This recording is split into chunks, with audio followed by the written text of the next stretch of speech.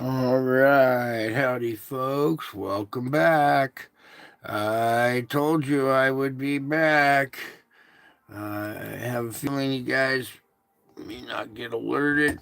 Did you guys get an alert or a notification that I was going live at all? Because I haven't been getting many notifications tonight. So, anyways, welcome and thank you for taking a moment of your time to be with this precious family here.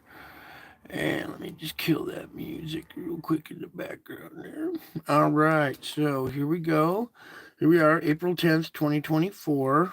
And, all right, there we go. So let that loop play for a minute. Looks like we had one of these things shoot, a couple of them there, shoot out really fast again, like we saw the other day. There's one, two, three. Looks like we had three in a row right there. Yeah, I don't see many people showing up right now. Also, there might be somebody else that's live too, so that has part of the audience, which is okay. Anyways, they can always watch this on replay. Anyways, it's good to see somebody in the chat. At least I know that we're live and you can hear me and see me. So, boy, a lot going on there. Let's take a moment to wrap your head around that for a second. Of course, you see this spire region right here, and then everything moving out of that area. So, all right, let that play one more time, and then we'll start going frame by frame. Catch the beginning of this loop real quick. Okay, just go a little slow here, let people gather and get in here. All right, so here we are, April 10th, 2024, another prophetic day on God's calendar. All right, here we go. Already, we got the spire right here, and you can see, activity stretched out over here, something going on right there. Now, as we proceed, that event happens to be this quick little object moving through. Maybe, all right, there's a good shot of it right there. So,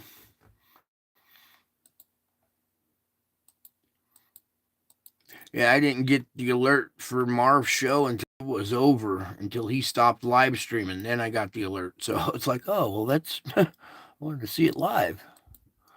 And I was searching all over. I thought, you know what? It's got to be live by now. All right, so anyways, here you can see our round object, and what's kind of interesting here is these little, what appear to be little moons on it or other satellites orbiting it. See these little white ones right here, right there, possibly down there. So this is the ghost image. I think our object is right here, but in the ghost image, sometimes you capture other things as well as whatever secondary object up here as well. Okay, so there's this one, this main one with a couple of satellites around it, it appears. Okay, now, oh wait, let me back out just a little bit here and see if we can previous. I want the previous frames. All right, so there's the image that we were just looking at right there with your secondary object, your main object with all of its little orbited things or whatever. There's the original image, and then there's the ghost image. So that thing pops into frame, goes through really fast. Okay. As it moves out. Now watch, there were like 3 frames right there where that froze up. See how this keeps moving? What, I go forward now. Watch how this moves out, but that stays still for a second. See, the ghost frame didn't catch up until it's already out of the frame. So that thing was moving when it went through there. There goes another little one right through there. So there's the original thing right there. Okay. A little plasma ball again, little round spheroid plasma. And there's the ghost image right behind it. All right. Here's another thing flying through with its ghost image. All right. And we're still at 736. We're only at 736. Then we have a jump in data. You see this big spire coming off right here? There's our jump in data. Now we're already partially through this event. It appears that our object might be centrally located right around here. Oh, there's Shastina. Hi. Yeah, probably didn't get an alert tonight. I don't think not many people are going to make it tonight. Might need to share this to like Hopkinson or somebody in the family. Let them know I'm live because I don't think anybody got alerted. Which, or somebody else might be live too as well. But, so over here, you can see this dark area right here with this V-shaped bow shock on the back of the plasma. All right, so right here, this V shape right there, I believe. And then there's something in there. So there's something located right here, it appears. Let me position that just right. Can you see this other little spire shoot off here real quick?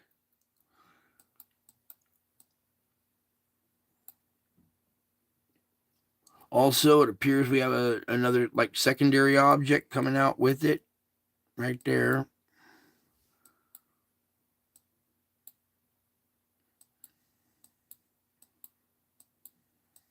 We also have this jet. Look at this intense jet right here coming out of there. Let me just zoom in on this real quick. Even though it's kind of pixelated, look how intense this one segment is right here. And let's see if we can get another frame that's not pixelated there. There we go. All right, there's your very intense jet shooting out of this side while this object and the secondary one are moving out.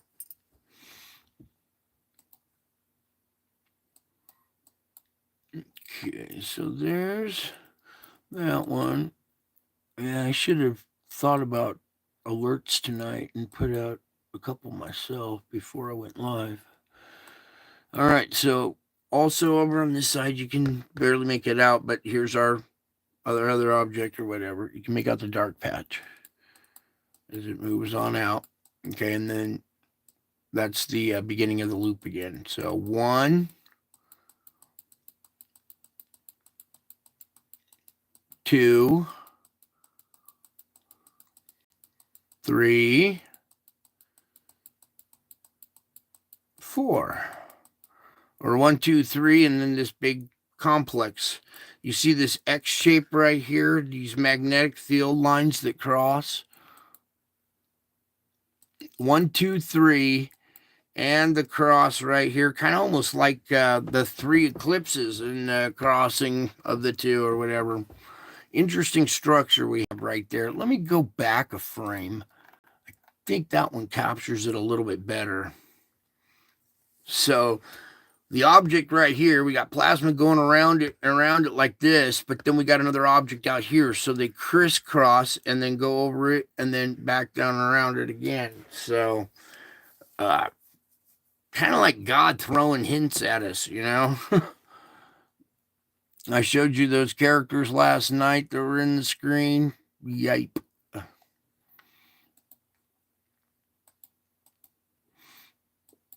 All right, so there's this event right there. Oh, there's a few other people showing up now. Good. Yeah, I may not have gotten alerts tonight. So, and I'm going on just a tad bit early. I was trying to get on early so I could catch one of my precious darling Shastina. I want to get a little bit of show in before she went to sleep. All right, so interesting day. 3 passes or 3 of these little bing, bing, bing, 1, 2, 3 in a row. And then this big complex right here with some missing data here. It jumps from 9 to 15. So something else may have happened in that time frame as well. You know what I'd love to see? A stereo A possibly. Yes. It doesn't have much. 1, 2, 1, 2. Yeah, those are 2 independent ones captured from this. See the 2. That's not a ghost image. Stereo A rarely has ghost image, so it caught this double shot right there. Boom, boom. Oh, there's There was one right in front of them. So there's 3 of them. Can we slow this down just a little bit? Yeah, there was 3. 1, 2, 3. 1, 2, 3. The very first one's faint. Wow. And God works in threes, so that's definitely a sign from God. And these are these objects, these fast movers. They in and out of the frame really fast, and you can tell over here at Stereo A, they're moving through there pretty quick. So good. We got a shot from Stereo A. Thank you, Lord. It's been missing data for like the last 3 days, and I thought, you know what? Might as well check though, just in case. I'm glad I did. So let's move on to the solar ham now and get into our solar indices have gone up now. And I think you might be able to see what I mean here. The ramping up of our main kind of average solar indice. We were way down below the seafloor, down in B range, had a hiccup. And now look, we've climbed up and we're at a higher plateau than we were down here. Do you see that lifting of the solar energy right there, the indices? If I move my hand out of the way. So there's a little uptick in energy now in the sun. The sun's kind of coming back to life again, and that's probably because this slower dead region on the back side of the sun that's been facing us, it's been our facing side lately, is rotating out of range, and now we're starting to get the active side of the sun increasingly rotating around towards us. We still have that big sunspot on the back side of the sun that we saw from Mars a couple of days ago. All right, so that thing's going to be rotating around here pretty soon. And it seems to bring a lot of the other sunspots and a lot of the other activity with it. So this looks to be like a little ramping up of our average solar indices, okay? Here's today, and all that activity that you saw today, it looked like a busy day on the sun, but this doesn't really show too much. It does show pops and clicks and stuff. There's our 3 probably right there. This spike, that spike, and this one. But what all overall, we've come up out of the below the seafloor, and now we're at sea range right there. Currently at sea 1.3. Okay, so that's a lot better. If we go over back to this side, see the little green zone? Now we're back kind of in the green zone for a minute now. So even though it's kind of the green zone, it's an indication that activity's ramping up. We just saw 3 of those objects blast past the sun.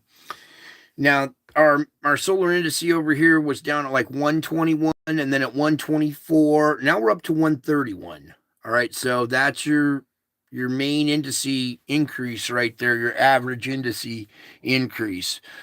Still X flare potential is at 1, M flare at 10. That might jump up to like 25, especially after the activity we just saw right there. And again, with last night and last night's report, the other site agreed with the 25%. So we'll see what happens here. But meantime, our main indice's gone up, and we see an increase, and we see a little bit of increase in activity as well.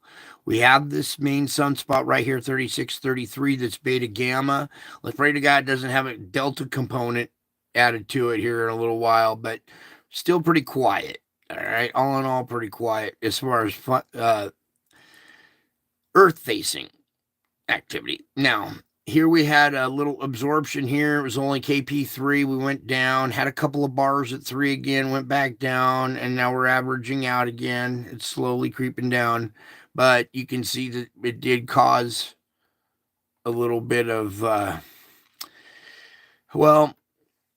little bit of activity on some of these other sites here. Okay. Now let's back out real quick and take a look at our auroras. You saw there how weak they are. They're very dull, and there's barely a full circle there. So that's good news that to report right there. That's, a quieting of the whatever blasting us as well. So in the image below, okay, this is April 10th. So in the image below, I show a region labeled EX3615 based on the latitude. I believe this to be a new active region with AR3615 still a few days away and a little lower in latitude based on location. Wow. So now it's still there, but now 3615 is lower in latitude. So below is an updated composite image of the Earth-facing side of the sun, courtesy of the Solar Dynamics Observatory. Solar activity has been a bit of a standstill in the past several days. Activity increased somewhat on Wednesday with several minor C flares detected, most of which were observed off the west limb. Old active 3615, the source of several M flares and one X class, remember that, a few weeks back, will begin to turn back into view within the next 2 hours. No Earth-directed eruptions were observed in the latest coronagraph imagery. Stay tuned. All right, this is when they combine all the different wavelengths and stuff, but pretty wicked little activity looking there. Yesterday was simply a day never forget, including myself, the total solar eclipse. Yeah. Okay. Whoops. I need to open up the tracker real quick.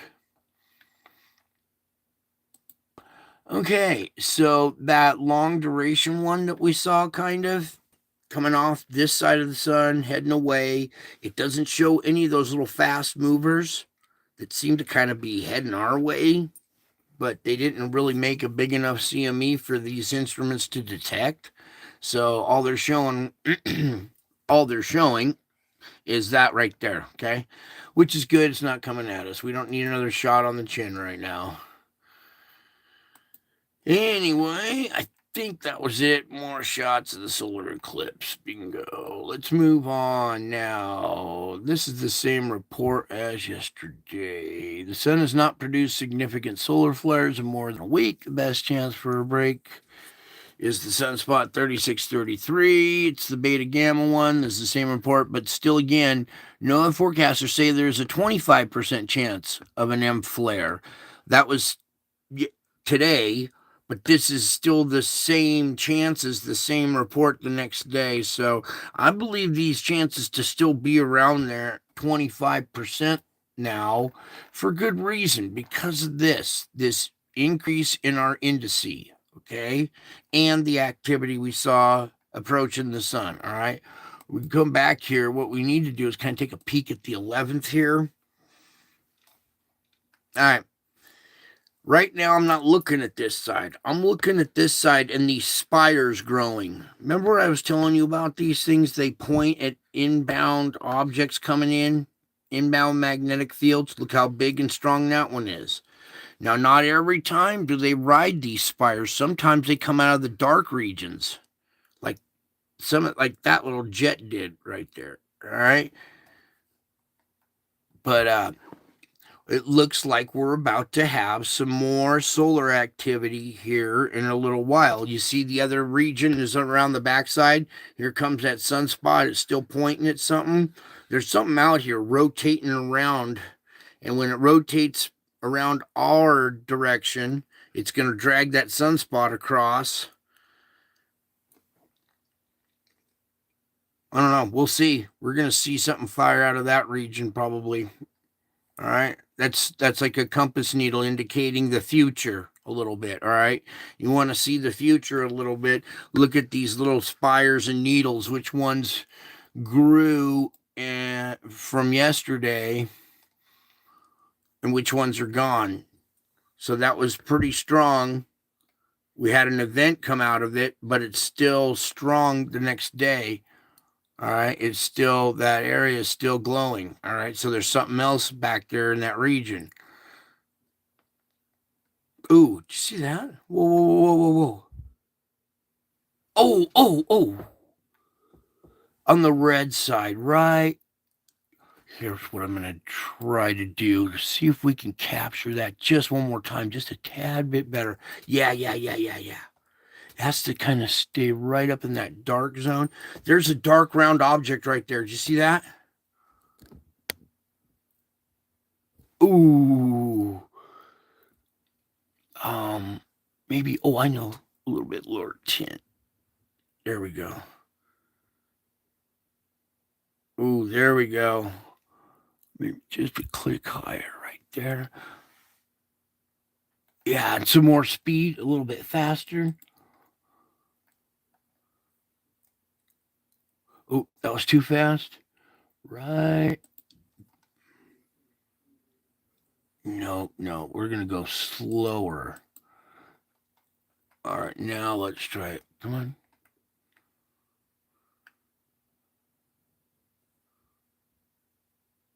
Yeah, you could just catch the trailing round back edge of it. Where is that spot? Okay.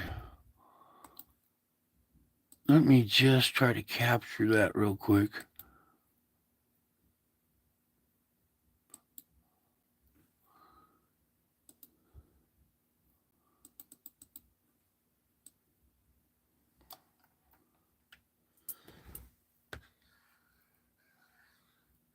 Right there.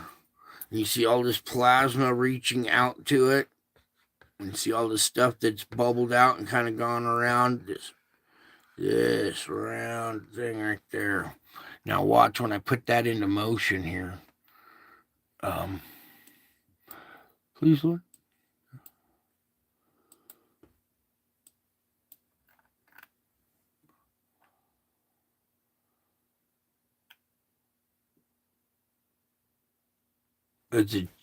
As it just leaves the screen right in this zone right there, you can really get a good shot of it. See it in there? Wow. So that big thing was bringing along some of these other little stragglers that was causing the crisscross in that magnetic field. One moon has one polarity and the other is maybe a different polarity or something. Ooh, wow. For those of you with eyes to see, you can see it, see what I'm talking about. Very closing frames right there, you see it.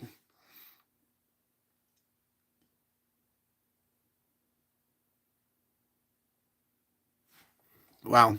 All right, back there. We covered that. What was the other part I wanted to show you? Oh, this sun diving comet. No, we already covered all that last night. See, they didn't really update much on that. All right, let's move on. We just get over here to the Schumann now, and we can brighten the screen back up. All right, last night we lost the Schumann resonance. It went down for a while, and you can see our missing data. A scary thing to have missing data right in that time zone right there, because it makes it look like we went down totally, but that's not the case. All right. I've seen it go totally weak and go down. Oh, maybe that's what we should do tonight. The day the earth stood still. Let me see. Where's my pencil? The day the earth stood still. And it was captured on the Schumann, or something was. And hang on, let me write this down. Okay, the earth stood still.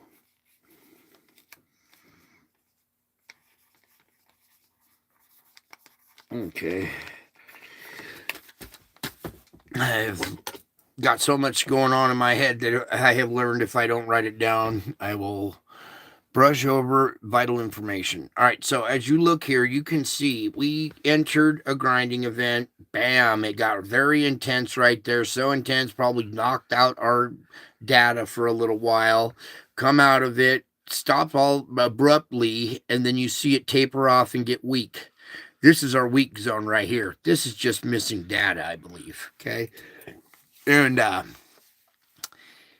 maybe, well, Should we go there right now? Do you guys want to see the Schumann when it was captured? The day the Earth stood still. Well, let's finish up the report. We'll do it at the end here. So you can see we have a lot of pressure that has built up. We had a release, and then all of a sudden it dropped off. All right, the grinding down at the barrier stopped, and we went back to smooth running again with a little blip, and then boom, power down a little bit to get going up again. All right, it seems like the oh boy, when it takes a toll on the planet, or it takes a toll on this grinding and stuff. When we come out of it, it gets weak for a little while. All right, the Earth has to breathe for a second and regather, momentum again. It's regathering of momentum again down at that boundary area. All right, so big time, very intense grinding event. If you have steel plates throughout your body like I do, you probably felt a lot of pain, or ringing in your ears. Your animal's kind of behaving weird, and you're behaving weird too. All right, let's get on over to this. Need to go right there. Okay. That's a lot of pressure. See how dark? You see how organized that is? China's going to have issues of their own from down below. All right. Their own country is going to attack them from underground. They think they're going to be attacking the planet and the world and waging war. They're going to be too busy trying to rescue themselves from what's coming underneath. All right. Now, this is 8 hours ago, and I adjust because of daytime versus nighttime. There's a different nighttime reading as opposed to a daytime reading. Okay. So I backed it up to when we capture their daytime. And then also down here, I want you to look at Java. It's very dark, very organized. Okay, so a lot of pressure still going on down below. All right, now that was 8 hours ago, and then we come back to our current time, and we see a release of pressure. Okay, it's not as intense, but this is still very, very concentrated. Here, what I was trying to point out here is when we pull back like this, look around the rest of the planet, see how ours is lightened up right there, but this side of the planet is darkened up on the other side because that was 8 hours ago. Now, what I was trying to point I was going to make is when we back out like this and we look around, doesn't it look like just a big bruise on the planet? Just one spot in particular is just big fat bruise on the planet, like a bruise on a heel right there. It almost looks like the shape of the heel and a big old fat bruise on it. Anyways, a lot of pressure down below, but we do get relief like that. All right, so now I want to come back here and check out our oceans here, or our storms here real quick. Here's our upper jet stream. Take this out of the way. Come back to America. Look at this big old loop-de-loo right there. That is a crazy effect. See that boundary? This comes whipping around right up to that boundary and takes a right-hand turn. This comes down to hit that and takes a hard right-hand turn.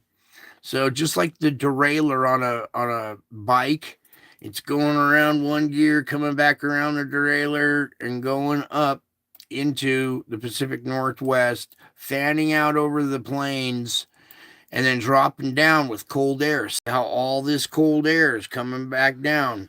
This little ridge right here keeps these two streams separated, and then we get the southern fetch hooking up with the northern fetch, cold air mixing with warm, moist air in that region right there. There's your lower jet stream correlation. Okay, you can see where we're seeing our storms, and they are connected to the jet stream. They're connected to the lower, they're connected to the upper jet stream. Let's go to the boundary. You see the boundaries kind of causing that same flow. All right, now we go up to the vortex altitude, and it's different. We have this flow going this way, but this is a higher altitude. So back here at the transition zone, that's a pretty high altitude right there. These storms are connected to way up high. And as we keep going down lower and lower here to the storm level right there, okay, and you can see our rotating low here. All right, it's going around. It's got this big comma-shaped tail that's drawing moisture up out of the Gulf that's hitting, Tallahassee, Florida, Georgia region and stuff. And that flow continues up this way. So this is going to keep traveling this way and that way at the same time. So there's your weather at the boundary right there. We could go a little lower, but that's where most of the energy is, right at that level right there. Also, that level catches all the particulates pretty well as well. So we're going to come over to our sandstorm. And it's still raging in Africa. The reach up through Europe and stuff that was really intense is starting to bubble out and blow out and dissipate. But it's spreading out now across this whole region. And even this Gobi Desert one is spreading out its fingers. So there's just this big, huge sand plume going off this direction. We also have another sandstorm down here in Saudi Arabia. And this one almost has like two. There's a barrier, a divide, and then another sandstorm. So there's a wall of wind with another wall of wind right there in front of it, causing a double wall sandstorm right there. The color's too bright for this camera, but whoops, my bad. I'm trying to pull out. I'm not concentrating. So there's your sandstorm and the spread of the sand around the world here. So you're getting hooked up in these storms, as well as it's crossing the Atlantic and covering South America as well. So I'm not familiar with Samuel Hoffman. I've heard that name before, dude, from like back in the old days. So anyways, we still got sand being deposited here on South America as well. Also, just go take a peek at our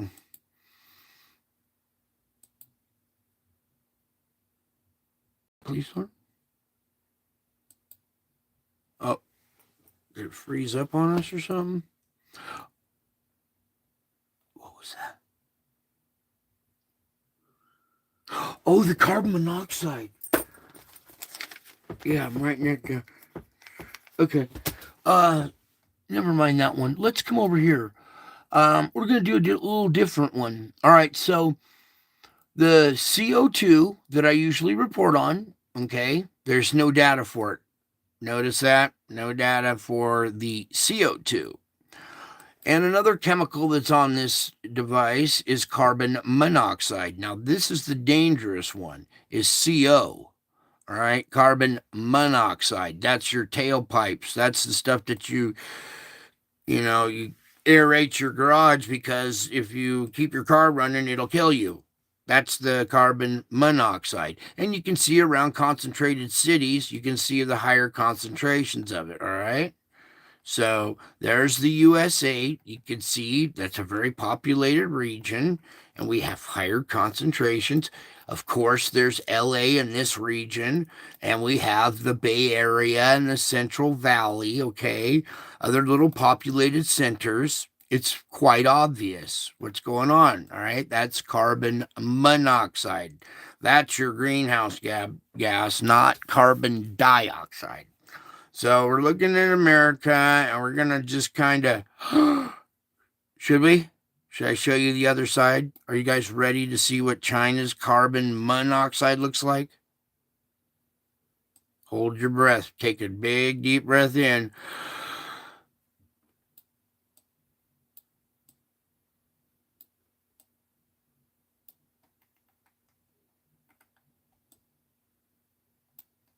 Okay, you can breathe out.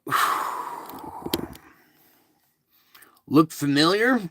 It's almost the same size and same thing going on here as the sulfur dioxide. Not only do they have sulfur dioxide, which is a highly poisonous gas. All right, you don't want to mess with sulfur dioxide. That's the one that's gonna. It's the been around the magma. It's a very poisonous gas. Now they also have carbon monoxide poisoning as well. And you see some of these intense little areas where they probably got factories right here that have no filters or whatever. They're just spewing big old black, intense black. Okay. We don't even see that on the other charts. Okay. That color. And it creates a cute little bear face with two eyes and nose, and here's his mouth and his cute little ears. See him? Yeah. But just so you know where your carbon monoxide's coming from, and if you're going to tax us on greenhouse gases, tax them, and I'll take my rebate check. Thank you. Some of the other spots around the world, okay? And we're just doing this because we don't have the other chemical. What was the other one I was trying to look at? We did have that one. No, I wanted the one.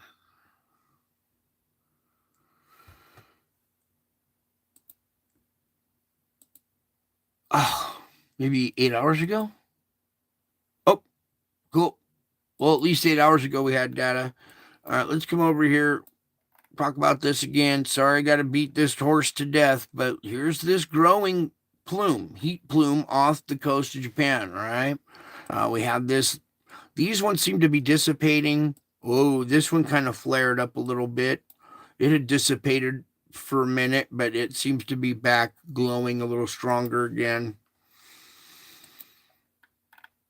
All right, that's the island of Taiwan. That shows that there's magma close to the surface underneath the water. It's creating heat plumes in the water, all right? And these heat plumes are anomalies. These are ocean surface water temperature anomalies. All right, down here, you're going to see different ones because we're at the equator, all right? We're in between transition right now. So most of the cold water should still be up at this. We haven't reached mid-spring or even summertime yet. So we should be seeing warm water down here, the transition from this zone up to this zone, but not way up here. Okay, this is way far north for this temperature of water. It's obvious what's going on here. Let me turn on the currents here real quick. And just so you can see how these currents take this water and distribute it around the ocean here. And our main little driver, or the main current, you see this main ribbon right here that's running through there, a really strong one. That is, it jumps up into that water and pulls some down and out, but it doesn't seem to be the main driver pushing water out into this region. There are some little smaller currents that are kind of capturing it. I guess there's a pretty good connection right there. I'll let you guys be the judge of that. I'm going to leave that sit there for a second while I take a sip of this drink. And I just got back too. I haven't had a chance to look at these instruments. I kind of get a feeling of what's going on before I get home, but usually this stuff is just confirmation, but it's important to get you guys involved as well. So There's some of your temperature anomalies going on in those regions. Get over here to the earthquake report. Now, we had energy that had built up and released. Okay, so let me get that set up too. I'm sorry, I opened up a bunch of instruments and just didn't even check them yet. So let's get into it. There's a 4.6 196, so no real deep quake for the day. Ooh, excuse me. No deep quake for the day, but halfway, a third way down, about 200. The real deep ones are at 6. So 200 be a third, and we're at 196. That's close enough. So about a third of the way down is mid-range 4 energy, okay? Nothing again in this zone. Very quiet through there. As we come up here, I'm going to zoom in a little bit. Just go right up the ladder. There's a 4.4 at 50. Here's a 5.2 at the surface. That's a energy release right there along a weak spot. That's where one of our weak spots is. We saw a big one here, I think, not too long ago. 5.2 there. What was the one that we saw there? Oh, it was down here. Never mind. Back to our regular report. All right. Brought to you today by the number and the letters JC. All right. Up here at Taiwan, a little activity, not too bad. 4.6 down at 25. And right at the pinnacle of this V-shaped, arrow-shaped thing here is another 4.5 down at 15. So these are surface quakes. What was that one again? 25. That one's a little shallower, but energy, mid-range 4. Okay, that was the mid-range kind of 4 energy we've seen come out of this lower area, kind of creep through here. A little bit of 5. But look how quiet it is in this region right here.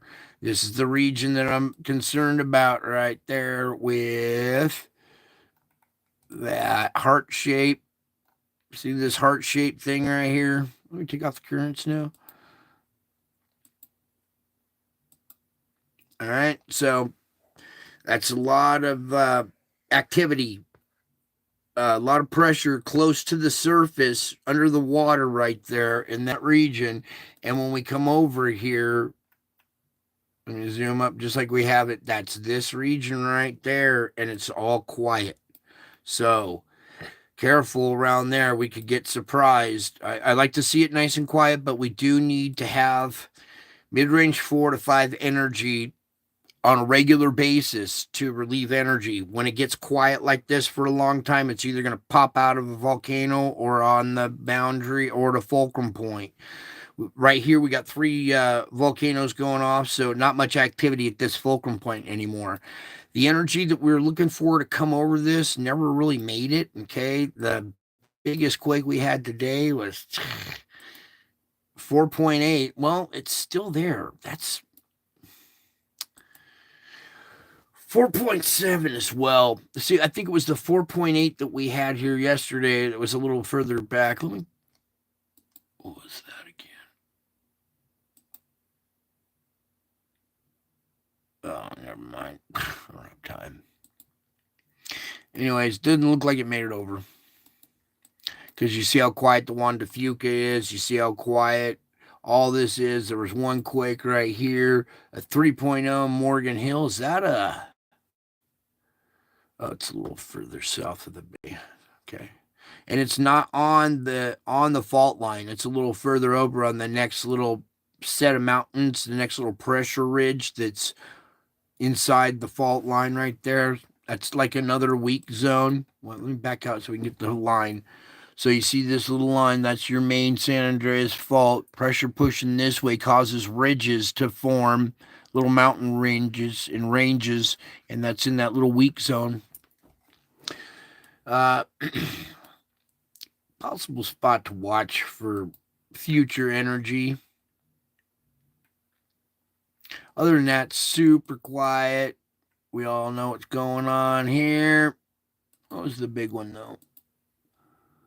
Oh, come on.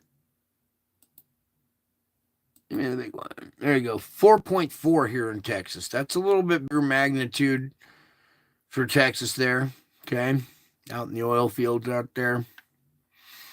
A little indicator of pressure, looking for a weak spot, the path of least resistance. And when you drill a hole through the crust, you make a man-made perforation in the crust. I keep calling it a perforation for a reason. I want you to envision paper that's been perforated, almost like the three ring binder paper that you can just tear away. That it's not the rings; it's just a book that's all attached, and you can just tear off a page. It's already perforated. So here we go in New Jersey again. 2.6 now. Let's see what's hiding around in there. All magnitude. Okay, so there were two quakes there today, a 1.9 and a 2.6. So still activity in that region, all right? It's not a lot, but there's a weak spot there.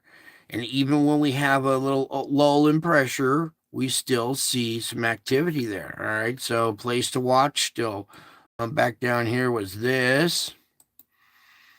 1.9. All right, these are just minor ones. We don't need to see all those. All right, let me finish this up and we will move on. So, oh yeah, over here. This little event up here above the Gobi Desert, we have a 5.0 at the surface,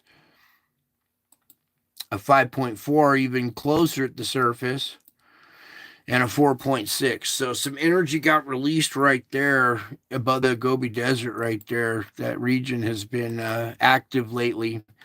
It's like its own little fulcrum point because this area is so packed solid, being an ocean bed or a seabed with all the water weight pushing down on it for eons.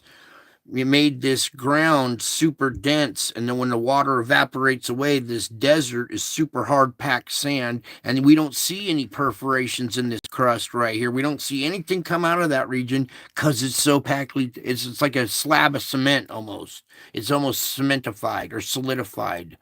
All right, but around the edges of that area is where we see these releases. This is where we're seeing a lot of the SO2 come out of this region as well as earthquakes, okay? Around the fringe here. And China has some serious issues. They need to get right with the Lord. He is trying to give them a break. There's a 4.6 out here off of Sumatra as well that I was kind of want to indicate. And way down here, 4.8 on this little boundary line, plate boundary quake.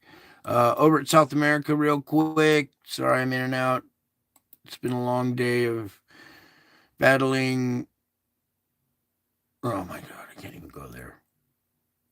5.0, fulcrum point. 4.3. 4.8. Okay, some of these you can round up a little bit, maybe. Another fulcrum point, but the fulcrum point pushing that way. Okay, so I consider that a fulcrum point quake, especially see this tip right here, this land tip, this island right here, or not island, this almost thrust out, and it's right down the beach from it. See, this is a weak zone here as we get into this marshland. Okay, see, all this marshland's still inundated with water. All this is a big field of water with dirt sticking up through it, all right? Just up that is a weak zone here. Is this I thought maybe that was going to be a volcanic feature, but just in this weak zone, just off this marsh, and this boundary right here is our quake. 4.6 in there.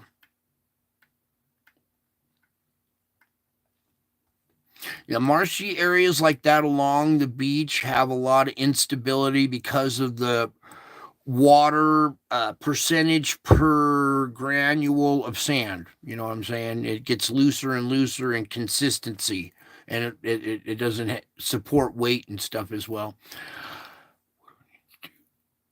Okay, we're getting out of that one. That one ate up too much. What was the other one that ate up so much? That one.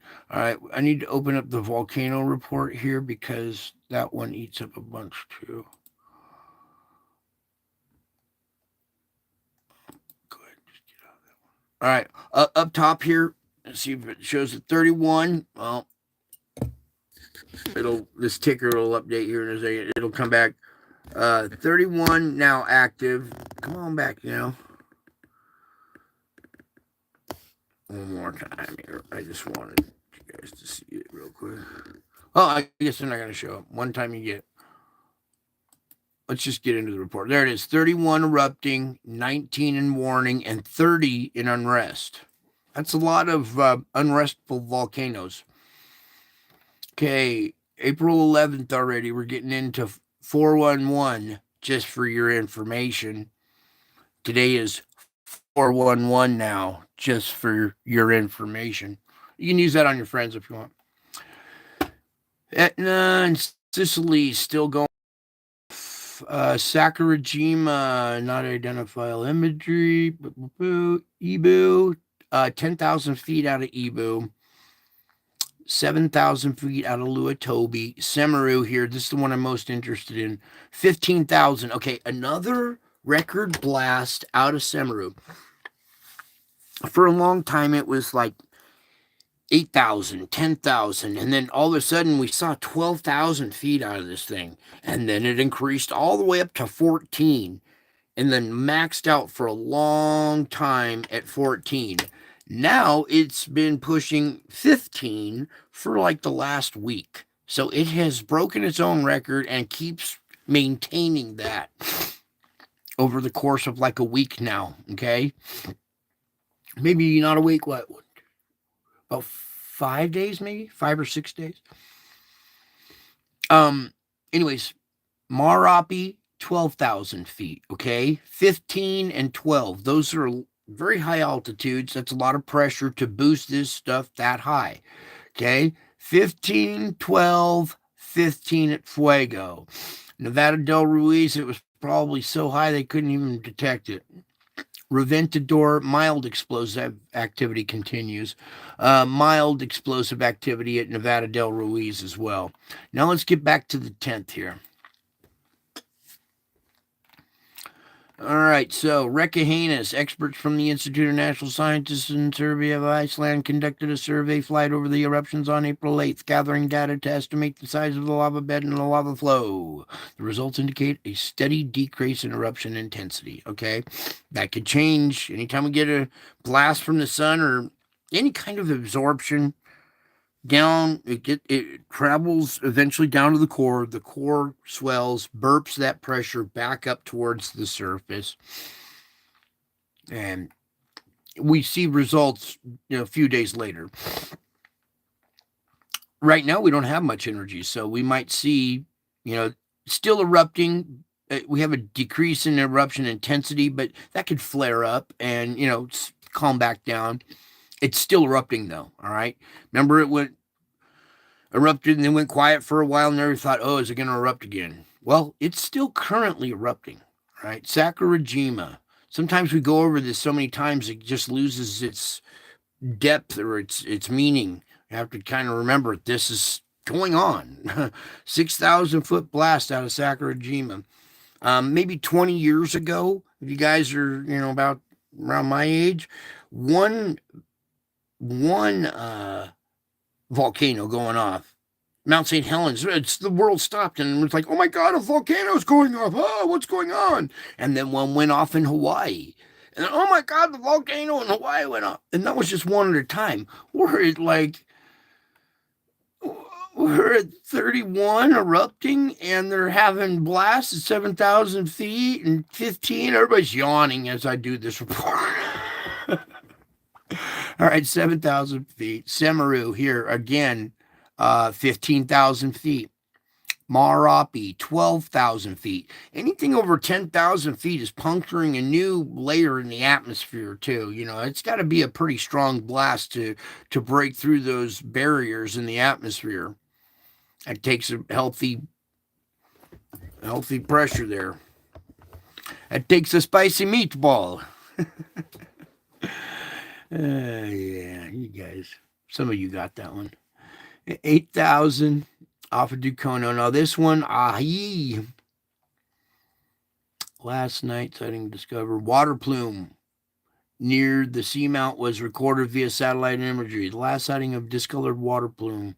All right, discolored water, and I was showing you some discolored water on that other one as far as temperature wise discolored. Okay, so here we have plume, water plume near the seamount was recorded via satellite imagery. All right, so another one added to the list. Ataka, here in the Aleutian Islands. The activity at the volcano has subsided following the minor explosion, but the next time we have pressure, watch out there. But I'm just going to say Popo, 20,000 feet. Fuego, 15. There we go. Nevada del Ruiz. I want to know that one, darn it. Sabancaya is always a high one, too. So, our list again, let's go over it real quick. I know it's beating a dead horse, but it got to be a healthy reminder. We got Barren Island in the Indian Ocean now. That's a new one in the Indian Ocean. So we've covered circumnavigated the globe. No longer is the Indian Ocean the last harbor. No, it's going activity now too. Bismani on the Kamchatka. Ducono, Ebico, Erebus in Antarctica. There's another one in Antarctica. Where? I'll have to find the other map. There's another volcano just down from this one in at Erebus here that's going semi-active now. So there will be two down in Antarctica. And that's melting ice, by the way. That heat does not help the ice. Let's just say that. Erta Ale.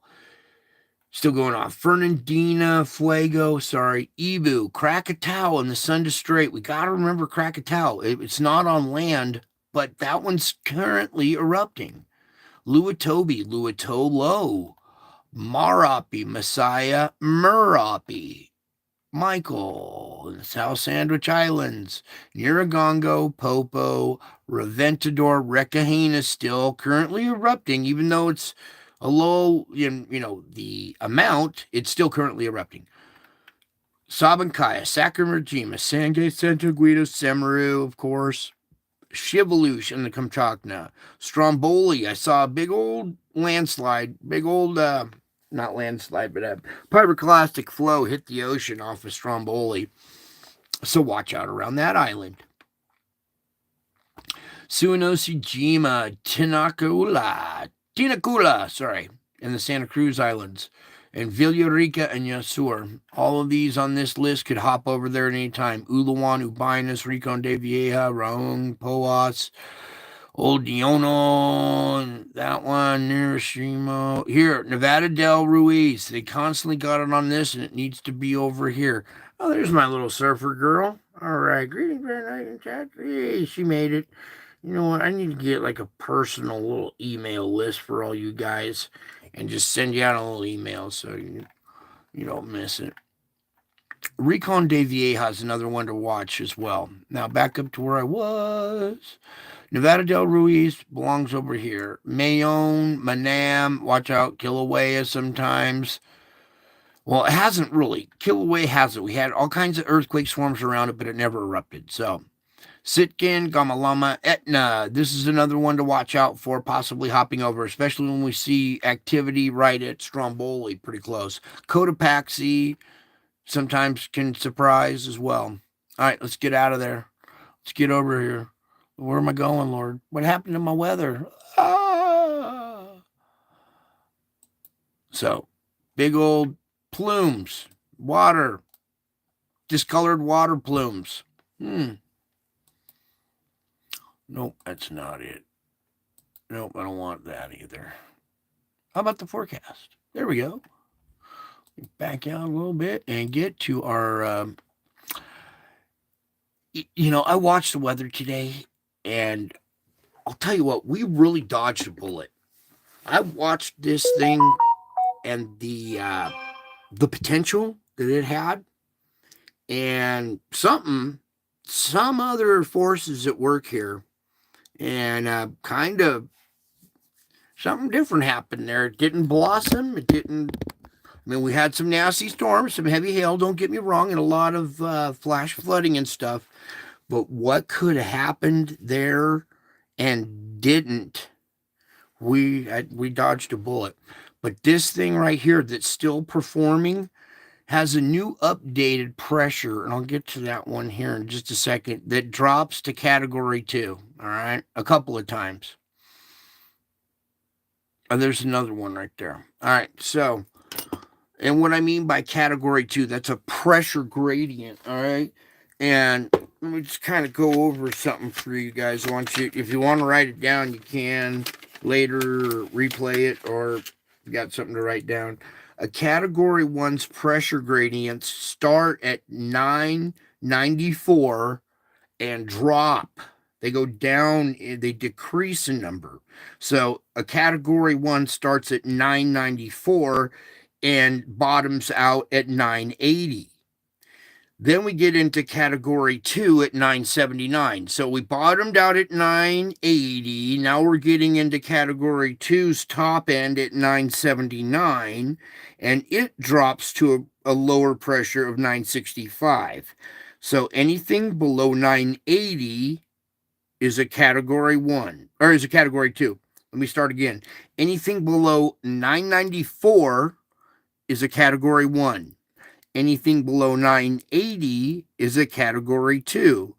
Anything below 965, we're talking 964 and below, is a category 3. That's why I look at these pressure gradients, because they give you correlating wind speeds and storm surge heights that correlate with what to expect. Okay, because these are powerful storms, all right?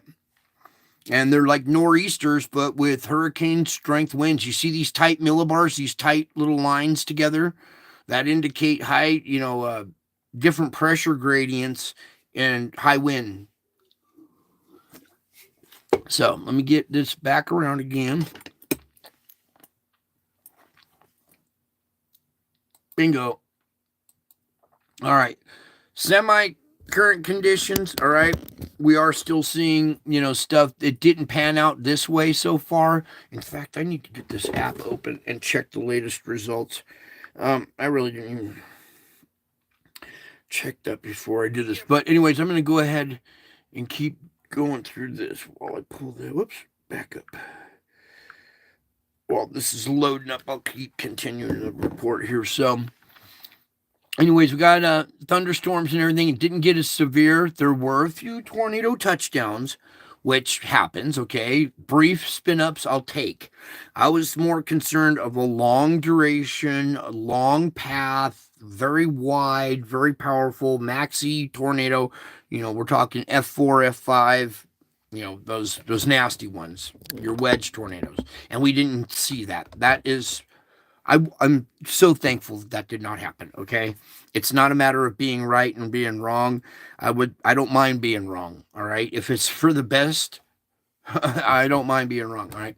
So, meantime, this is a similar situation of what we're seeing. Still picking up moisture from the Gulf and mixing it into this tail of this storm. There is wraparound, like intense weather on the backside here. Ooh, here comes my latest radar update.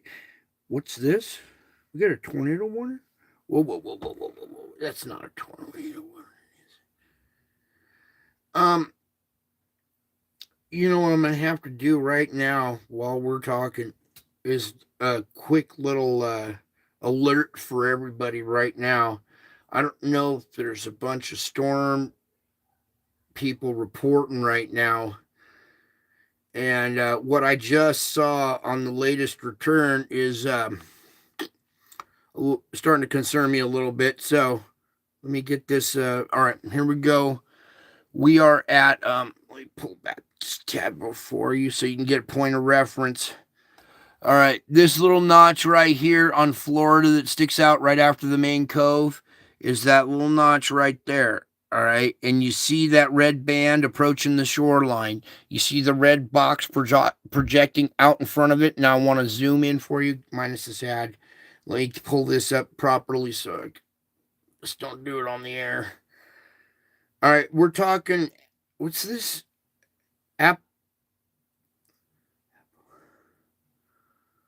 Apalacola? Apalacola. All right, this peninsula, this point right now is getting hit with some severe weather. You see the red cone out in front of it. And by the way, that red, look how it kind of reaches south down towards the lower left of the screen. See how it's following that finger down to the south a little bit? That storm's going to continue to gain strength. It's well organized. It has a good little, it almost has like an inflow notch I see in the last little return here.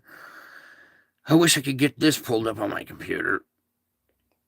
But you see this little kink right there at the very end. All right, now we're getting serious. This little kink at the very end right there, that inflow notch. See that form in the last frames right there? That's going to start forming a hook. Hopefully it doesn't, but it looks like it's about to start forming a hook. And now what I want to tell you is, where's this hook at? This hook is just, south of Apalacola. It looks, the hook itself looks to miss Apalacola, but if this organizes and continues going, it'll travel up that corridor, maybe to Carabella. Sorry. Forgot. All right, see that little, whoops. I want to get the inflow notch just in the corner right there. There you go. And I'll let you guys kind of estimate where that might go. We're seeing, just as I pulled this up too, in the last few frames right there, we're starting to see that inflow notch, and I think a tornado's about to, or we're seeing rotation in that area, and a tornado could touch down along that path. You see the direction it's taking, and it's going up towards Carabella there. It's good. Looks to miss Apalacola here to the south. Where's Apalacola here? I want to get that in there.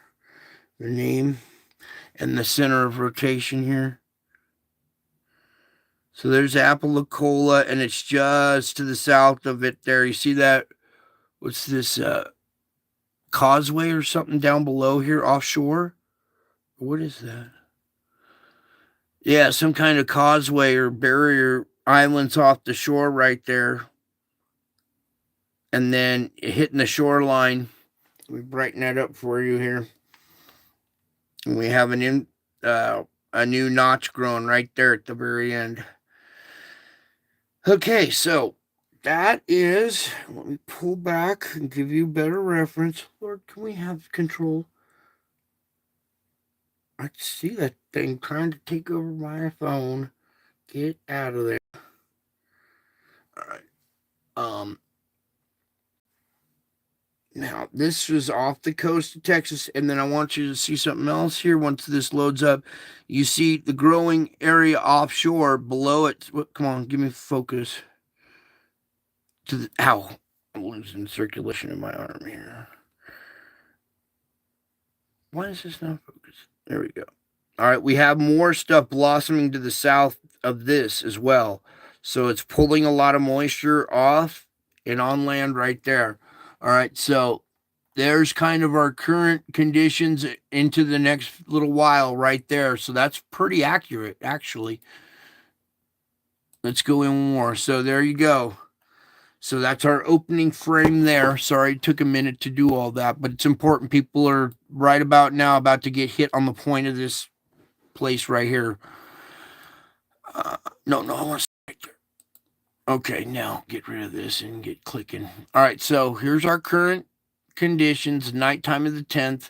Here we go into the morning of the 11th. All right, we still see this outcropping going across the country. We have a 995 there. It's as it rotates, it's pulling this stuff right up the coast. Severe weather by noon, 11, 12, 1, 2. Sorry. I know that. 2 in the 2 in the afternoon, around that time, you're seeing severe weather there. Now there's the convection time frame, and we have a 988 millibar growing right there. All right, 988. Come here, you. We're inside category 1 now. All right. So that has the power of a category 1 hurricane, and you see the spinning motion of it. You see this inflow jet coming down here, another one wrapped around here. Do you see another one coming in this way? This has 3 different branches off of it, okay? Now, that'll be the end of convection right there. This core right here over Indiana, that could surprise, all right? Let's everybody pray that this doesn't happen. That's over Ohio, my bad. Okay, and that low right there's a 988. Okay, we're getting closer to category 2 right there. Can I get some right here, please? Thank you. Now this will be the nighttime, I believe. Yes, and 983. We are almost at the bottom end of or the top end of a category 1, approaching category 2 right there. I just need to 11 o'clock at night. That'll be 1, 2 in the morning out there. All right. So this severe weather's gone offshore, but now you see we have this onshore flow, and it's going to start. What I'm trying to get at here that's hell of important is everybody, you see how these lines are vertical right here? All this is going to start wrapping around and hitting onshore right here from about Long Island all the way up this way. All right. So everything from about this point on up is going to have onshore flow from off the ocean, and that can bring more moisture into the area, water spouts making landfall. This is a 983 at the nighttime. I said, oh Lord help me, I've been up for too long. Sleep deprivation gets to you after a while. All right, now at this point, this is the morning time of the 12th. This is a very dangerous time. It'll be 5, 6, 7, about 8 in the morning. So people should be awake by then. Well, a lot of people will be because of the sheer force of this thing moving through their area. Most people won't sleep that night, probably. So now what I'm trying to get at is the morning of the 12th, we have this well-defined structured storm with severe weather in the center, like the eye of a storm. And we have a 979 millibar, which now is category 2, folks. You're looking at a category 2 nor'easter type hurricane, land cane, our latest storm type feature effect. Okay. That's 979 right there in the morning. Now, that's noon, and it's still 979. Look how widespread wraparound event this is. A lot of onshore going here. You see severe weather hitting the shoreline here while this onshore flow goes. We're going to have beach erosion. You're going to see docks torn away. Any kind of beach houses are might receive some damage. And, tell them about yeah. So I guess we're going to have an impact tomorrow. A small asteroid impact out in the Atlantic. Forgot about that. That just reminded me. But anyways, here we are. This will be the noontime, I believe. Yeah, the noontime of the 12th. Yeah, or 1 p.m., 2 p.m. out there. Ugh. With the 979 low. That's projected, okay? It's not set in stone. Okay, so that'll be the convection of the 12th, and it's at a 981. It went back up to category 1. So it dipped down to category 2 right there for a second at noontime, and then back up into pressure by the convection of the 12th, nighttime, and it moves out. There's the morning of the 13th, noon. We have this come striking the west coast right here. Its own small, compact little rotating system right there. All right, that'll be the convection of the 13th. Most of the country's clear except for right in the valley right in there. It dissipates at night.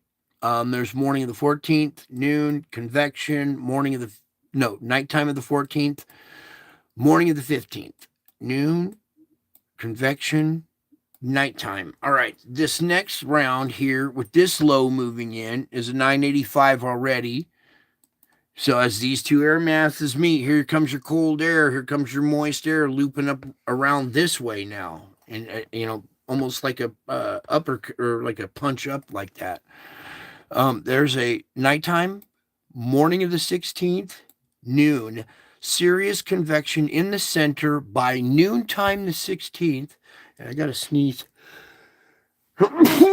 Excuse me. One more. All right. Thank you, Lord. Excuse me. All right. Now, moving on. At this point right now, do you see these tight millibars growing? Let me zoom in. We are at a 979 gradient right there. Back into category 2 again. You're looking at category 2 with an eye that has severe weather in it, all right? Sorry, I'm in and out, but I just got to get through this here.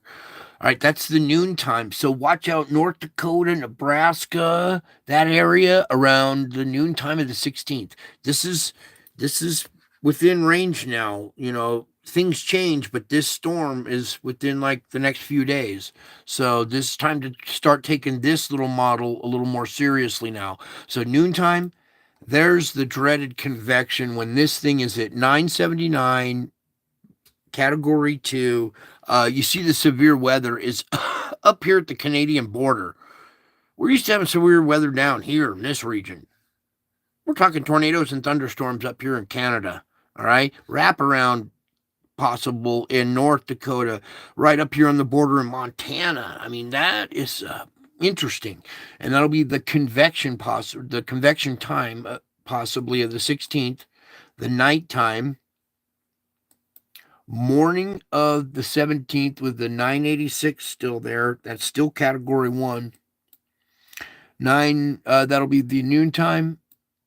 Morning of convection, sorry. Nighttime of the 17th. You can see this tail back down in here is starting to fire up. Possible. Watch out for that, though. Morning time, the 18th. Noon. Convection. Here's another 980 low growing right there. That's a category 1, almost category 2. One more, 979. Uh-oh. There's 977. So let me back up, do the times. This will be the noontime convection of the 18th, going from category 1 into category 2 at the nighttime of the 18th, drop into a possible 977, which is well inside the, inside the category 2 range. And we got intense icing here, severe weather, severe ice, severe snow, severe rain, all right there in the core. All right. You should come over to this instrument. I wonder if I can get that part now. All right. I guess that's as good as I can get. Anyways, don't forget about this severe weather back down here in the tail. So very, very deep low. Possible category 2 winds, and you see some of this can come back here on shore a little bit. Back out of that. All right. That'll be the morning of the 19th, noon, convection, and then the rest of that's pretty clear for the rest of the thing. All right, so just like them 3 little things coming out of the sun, we still got 3 little rounds of energy right there. That big old monster storm. Then this one right here starts to form. All right, that's a second monster storm. And that was it. I thought there was a third one. No, that was it. It was just those 2. But they went for so long that it seemed like 2. All right, and the rest of this is so far out there that it's not really too worth the reporting on. Okay, so there's your report. Oh, thank you very much, Surfer Girl. Bless you too, sweetie. That's my favorite thing is to bless you guys. The funniest thing is I'm like the only one that walks around. Everybody's like, "Hi, how you doing?" Blah blah blah. Blah. I say, "Bless you," and people look at me like, "What? I didn't sneeze." And I'm like, "No, bless you." You know, some people get it and it puts a smile on their face, and they, "Oh, thank you," and it warms their heart. And other people look at me like, "Huh? I didn't sneeze, dude." I go, "No, it's different. I'm blessing you. If you knew who I was, you would understand. I am actually blessing you." Okay. Anyways, oh, the day after tomorrow? Yeah. Oh, no, the day the world stopped spinning. All right. So, or the day the earth stood still. So come over to my channel, you go over here, get on it first. And this little search bar on my channel searches everything just on my channel. Some of you guys know this stuff already, but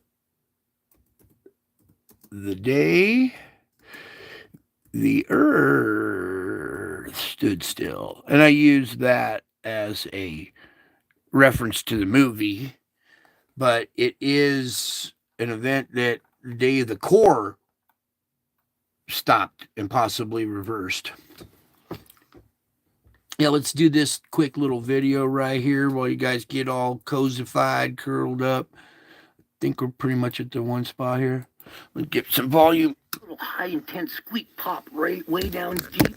Just a short little burst. All right, let me back up. Just Schumann resonance stops. All right. I want you to take a look at the last few days. All right, that's good enough. And rubbing and all right, watch that for a second. I'll be back in just a second here. Here's a big make sure the cat's okay. Also, I want you to take a look at these numbers. These numbers indicate the power of the frequency and of the squeaks, okay? Boom, boom, boom, boom, boom, boom. All right? You can see these powers are fluctuating, okay? Real quick, this one was at 39, okay? That's a pretty strong blast. That's when the brakes were really applied really hard right there. These bright blasts are when the brakes are applied really hard, okay? Now, as we scroll back down here, we're continuing. Okay, here we are at the 17th. The date's up here. I'll show you in a minute. We can't really zoom in on. I just want you to look at the pulsating action of the last couple of weeks here, okay? And the powers 24, 12, 10, 9, 44 here. That was a good blast, okay? That was not a blast. That's a high-pitched squeak from the core rubbing on its other, either in the mantle or the shell of of another core, an outer shell. However it's doing it, it's rubbing. They're rubbing together, creating these high-pitched harmonic frequencies that are being detected by the Schumann resonance.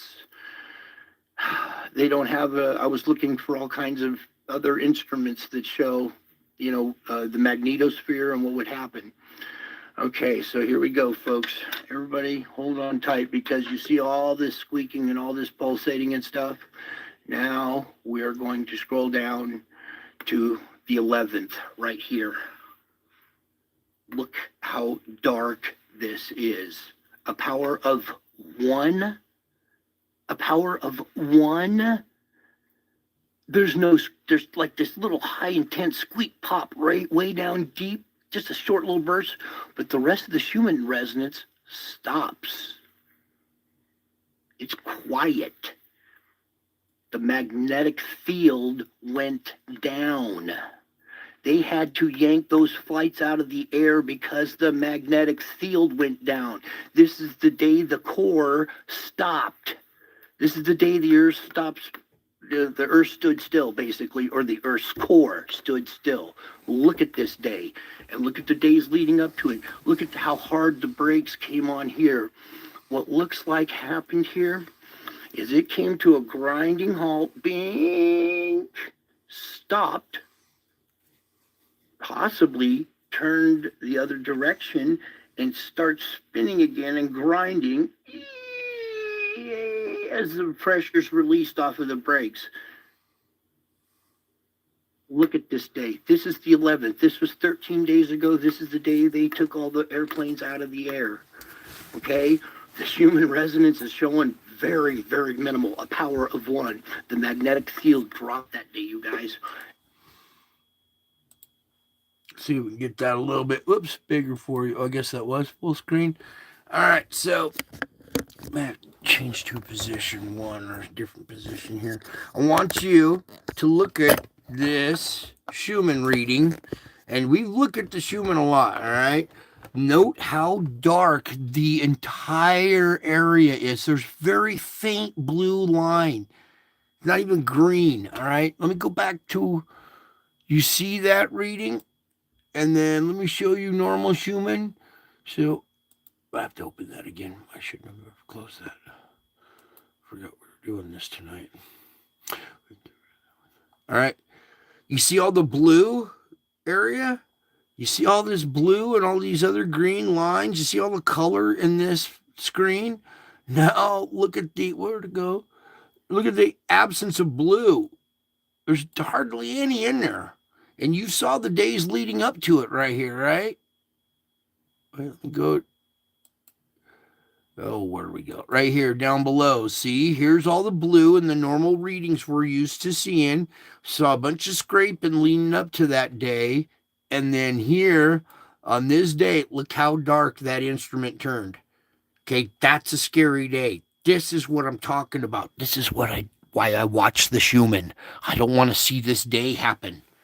All right, they had to pull all the planes down. They grounded all the planes that day, and they're like, "Oh, what happened? Oh, it was a glitch in our system." Yeah, they got to come up with some kind of excuse. All right, let me go back to this a little bit here. A power of 1. Yeah, a power of 1. Almost 0. There's like this little high intense squeak pop right way down deep, just a short little burst, but the rest of the Schumann resonance stops. There's actually little gaps quiet up in there where it's just black. The magnetic field. There's a black gap right there. Down.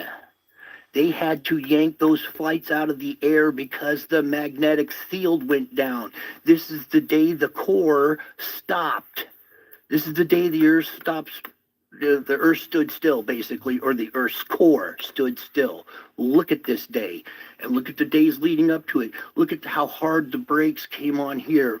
What looks like happened here is it came to a grinding halt, bing, stopped, possibly turned the other direction, and starts spinning again and grinding as the pressure's released off of the brakes. Okay, look at this day. This is the day 11th. before. This was 13 days ago. This is the day they took all the airplanes out of the air. Okay? The Schumann resonance is showing very, very minimal, a power of 1. The magnetic field dropped that day, you guys. And now let's go back even deeper to see what led up to that. Like this big grinding of the brakes right here. This is 2 days before the stoppage. Right here, okay? This is 2 days before the stoppage. I didn't hear an alarm go off. Right here on this one. It might be something in your end. Please, God, let it work for 1 moment. Yeah, I have frustration. All right, anyways, there's a capture of all captures right there, and it's hard to find this data anymore, especially in the, there's a slight squealing from my speaker. I think that's what it might be. But anyways, you can see over here these dimming stripes right during an event, right there, right before an event, and then the whole day, just one dim day. All right. Do I hear an alarm going off? I thought it was my stove timer. Not, I turned the sound off. Well, either way, hopefully I turned the little speaker off. It rings in my ears and gives me a headache too. So, all right. So there was the day that something happened down below. Don't you agree? I'll let you guys be the judge of this as well. All right. That's the best part about this channel is I tried to show you and explain and stuff, but you guys are intelligent as well. I want you to understand what these instruments, how they work, and what the readings look like so you can make an educated decision yourself. some discernment of your own, okay? So there's your very interesting day right there. All right, so now I'm going to pull up some other images to read to. Oh, I am sorry. Excuse me. Sleep deprivation will take its toll after a while. Just a few yawns is all. All right, let me fix these little wavy lines and get some images pulled up. We're going to go, whoops, I don't need to do that. But since we got it, we'll just use it. And pull up this image. I'm going to keep doing this because you guys need to get this image tattooed on your brain. Not that. You. That's a gross image. Dr. Brian, huh? Well, this is a different Dr. Brian. I'm your spiritual doctor. Okay?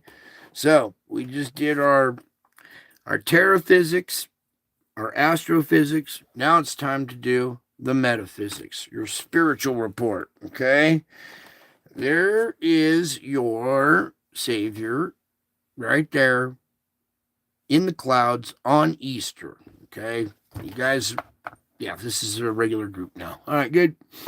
Pulling up that one, pulling up this one, and I got some more stuff for you. Now, that was an alert on my phone, so that wasn't your smoke detector. Wrong one, Brian. Pay attention. Not the video. And that's another one. And I just, all kinds of alerts going on. All right, so another, whoops, I want that. Right there. It's good.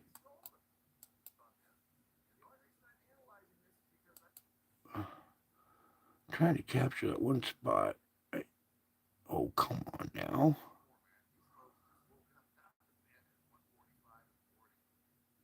Oh, where'd it go? Oh, you turkey. Right there. Now pause. There we go. All right. Now I can back out of that one. So a few images right there to refer back to. I want this. There. That's better. We got that one. All right, so everybody get all cozy up, curl up, get your drink, your popcorn, your spouse, your position, wherever you like to do your thing. Oh, I forgot to mention somebody. That just kind of shocked me. Somebody is a new member of the family, and I don't want to say your name, but you know who you are. Very miraculous how that worked for you. Which also brings me to some of these practices I've been telling you. I know some of you have been doing them, and you're getting the relief. You're getting that peace during the midst of turmoil. So well done, you guys. You're catching on. You're doing it. You're actually applying the principles I'm trying to teach you, and you're finding the results. And we got a new member to our family who actually applied something and got real results and was like, "Oh, I didn't know it was going to really get real results." And I told you to wait in expectation. Expectation means expecting results. Okay, that's what we do here is results. All right, now let me get some light here. Let me get all settled in. I'm going to take a few deep breaths with you. Okay, I need you guys to know that I'm here with you right now. I am enduring this stuff along with you. All right. I've been doing it a little bit in advance of when you guys are going through it. So it's kind of like I go through it before you. I go before you, so I know what's important and where to point you. Okay. All right. So, Lord, I did get another drink. All right, cool. Let me get settled in here. All right. The first one.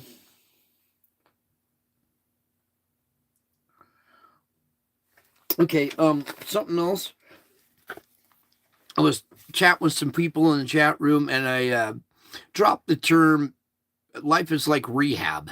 Okay, because it is. It's much like rehab, where you're learning the steps. If anybody here is an alcoholic or has been through a program or has done the steps, knows how they apply to life. And at the end of doing the steps, if you do them thoroughly and you do the step work properly, the end result is a spiritual awakening inside of you. And that's what the main goal of getting sober and going through the whole process is to get that spiritual awakening inside of you.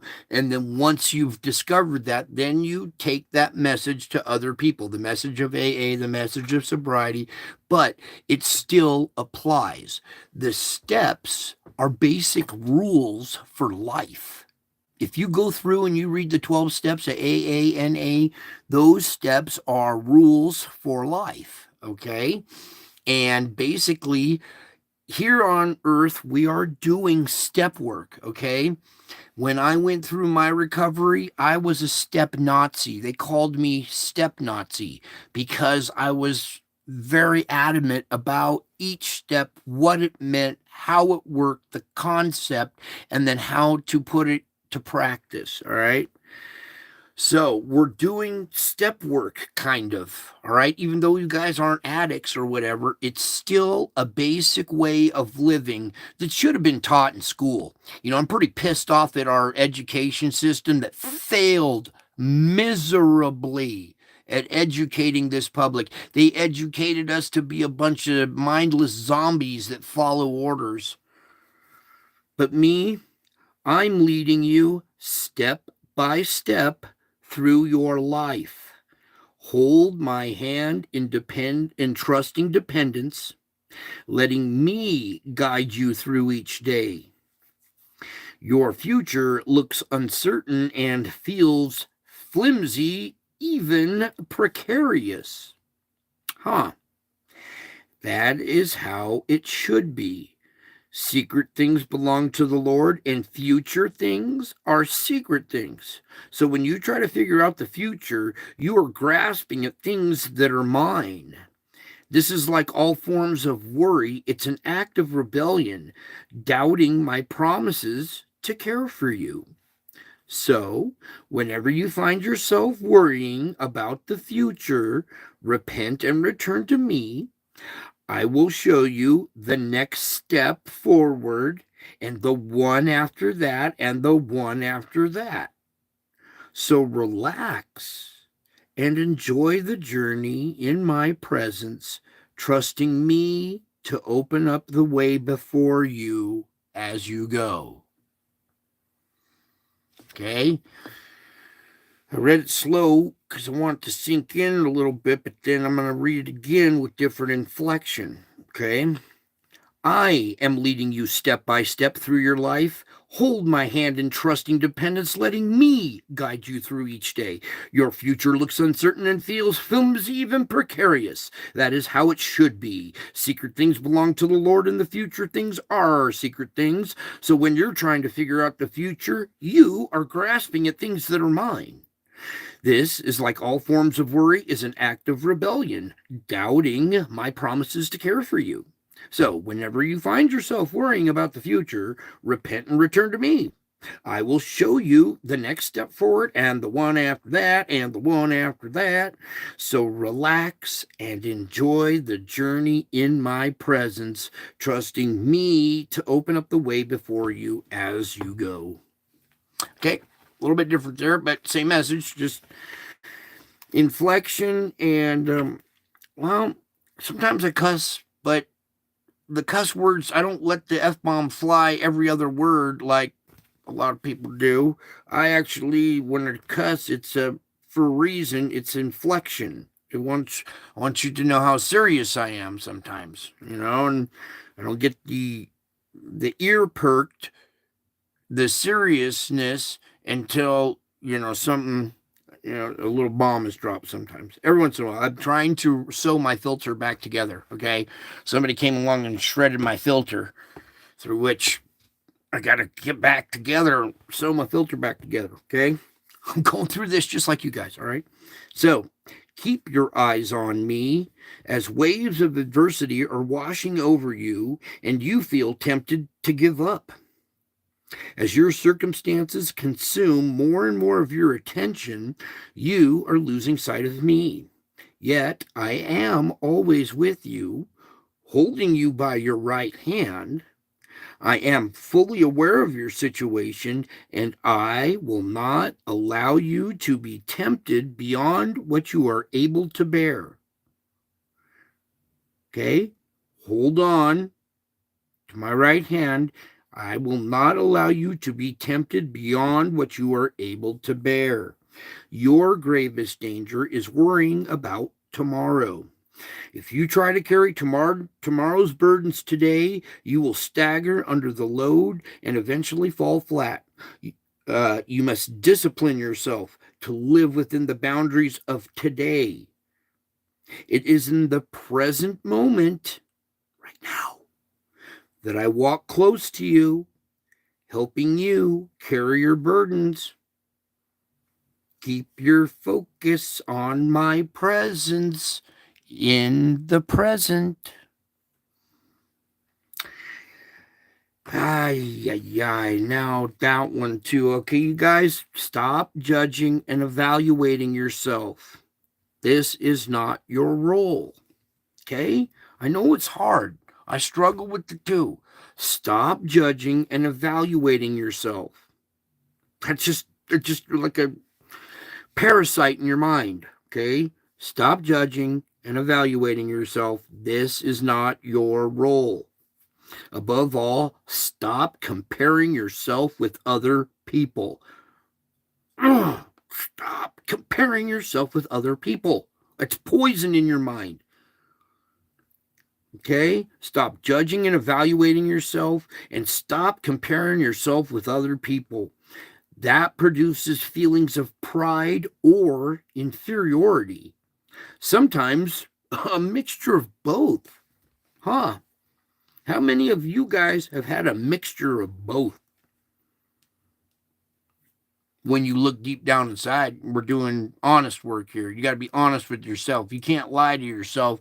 Only you can answer honestly your own questions. It's time to get honest with yourself. Right? So that's what we're doing. Oh, okay. Sweet dreams, surfer girl. Now's the time to get all comfortable. You can fall asleep to my report. All right. Blessings, sweetie. Sweet dreams. Okay. Continuing on here. So, yeah, stop judging, evaluating yourself, stop comparing yourself with others. This produces feelings of pride and inferiority, sometimes a mixture of both. I lead each of my children along a path that is uniquely tailor made for him or her. Okay? Your life, your path is unique. You cannot have what others have. It will be like trying to be them, all right? You're unique. In fact, I had a lady today and she's very sad. She was very sad at the configuration of her face, okay? She's a little overweight. She thinks she has a big nose, okay? There's a big nose right there. You see that nose right there? That nose has been broken multiple times. It's been broken while it was broken and then broken a third time on top of that. So I can relate, all right? But her problem was inside. I'm trying to tell her beauty is on the inside. Once you see that beauty is on the inside, you will smile. When you smile, something changes. Your configuration of your face comes together. And with a smile on your face, her nose is proportional. It doesn't look out of place. It actually fits her face perfectly. And with a smile, she's a masterpiece. Do you hear me? With a smile, she is a masterpiece. because beauty is on the inside. And if you are smiling inside and it reflects off of your face, I don't care if you're the elephant man, you're gonna produce a smile in somebody else's heart. Okay? Stop judging yourself and evaluating yourself. Stop comparing yourself with other people, what they have, their riches. Oh, look at that car. Oh, man, I'd be so happy if I had their car. I wish I could have their car, their house, their life, their kids, all that stuff. Get that junk out of your head. I like to, when we were doing step work, I sponsored some people and stuff, and I like this little metaphor. It's like putting on a backpack and loading it full of rocks, other people's rocks, and carrying around this backpack full of rocks, which are burdens and worries, other people's bullshit that's not yours, but you pick it up off the ground and you throw it in your backpack. And then you complain at how heavy this backpack is. Well, you're the one that's picking up everybody else's rocks and collecting them. Stop collecting rocks. Take the backpack off entirely. Stop collecting rocks. Take the backpack off. Stop judging, evaluating, comparing. Okay? You are uniquely tailor-made. Your life replay at the end is going to be different than everybody else's. And everybody's going to get to see your life replay. And they're going to go, wow, what a life he lived. Did you see what happened there with his family and the way he reacted? And, and then sometimes he overreacted, but he made up for it. All right. You each have your own little sliver of the entire story. Okay. And it has to be unique. You have to be uniquely tailor-made. If we were all the same, how boring would this be? Huh? How boring would this be if we were all the same? Okay? Stop judging. Stop evaluating yourself. Okay? You guys in this family are doing well at that. You are doing very well. I'm not really talking too much to you guys. You're actually practicing what I'm telling you and you're finding results. But this is still valuable information for newcomers or anybody that is, well, looking for help or the truth. Okay? So, I lead each of you along a path that is uniquely tailor-made for you. So comparing is not only wrong, it is also meaningless. All right, that's where I interject the F-bomb right before the word meaningless. Comparing is not only wrong, it is also meaningless. Do not look for affirmation in the wrong places, your own evaluations or those of other people. Okay? Do not look for affirmation in your own evaluations or in those of other people. You'll be disappointed. The only source of real affirmation is my unconditional love.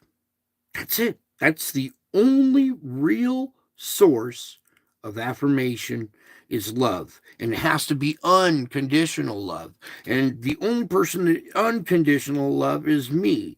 So the only source of real affirmation is my unconditional love.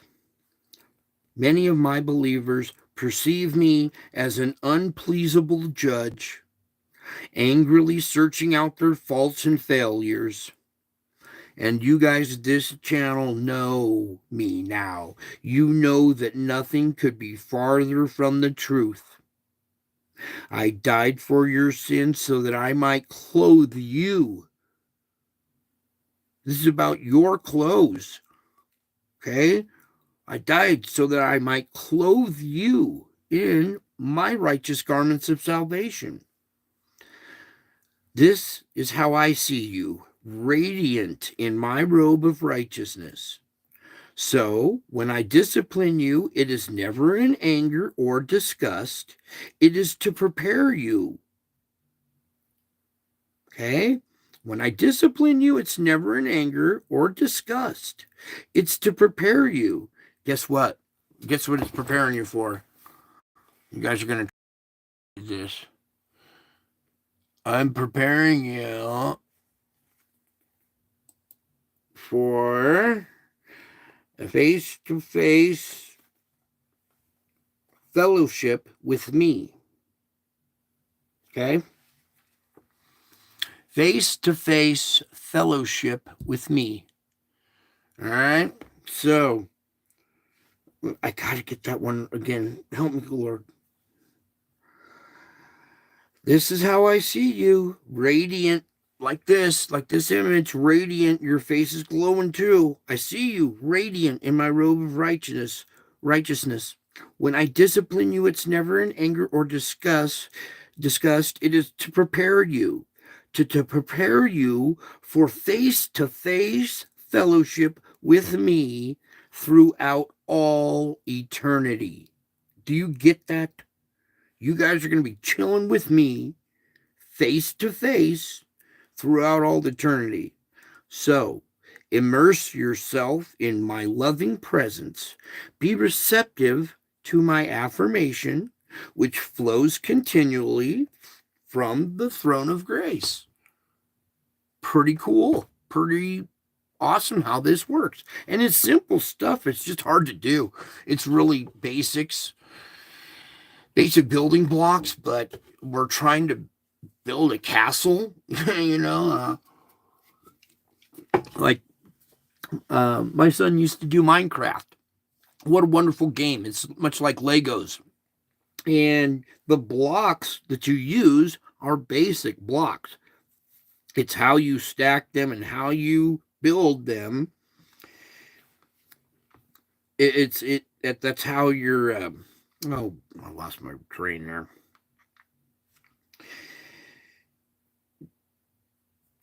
We're building here, okay? These techniques are simple, but they're hard to fulfill. They're hard to do. They're hard to practice, okay? And much like the building blocks in that thing, we're trying to take simple blocks, but we're trying to build a castle. All right, let me put this in comparison, really. Let's try building the Fitzgerald Bridge, rebuilding that with Legos. Okay? Each day is one Lego. So, that's how these steps are. All right?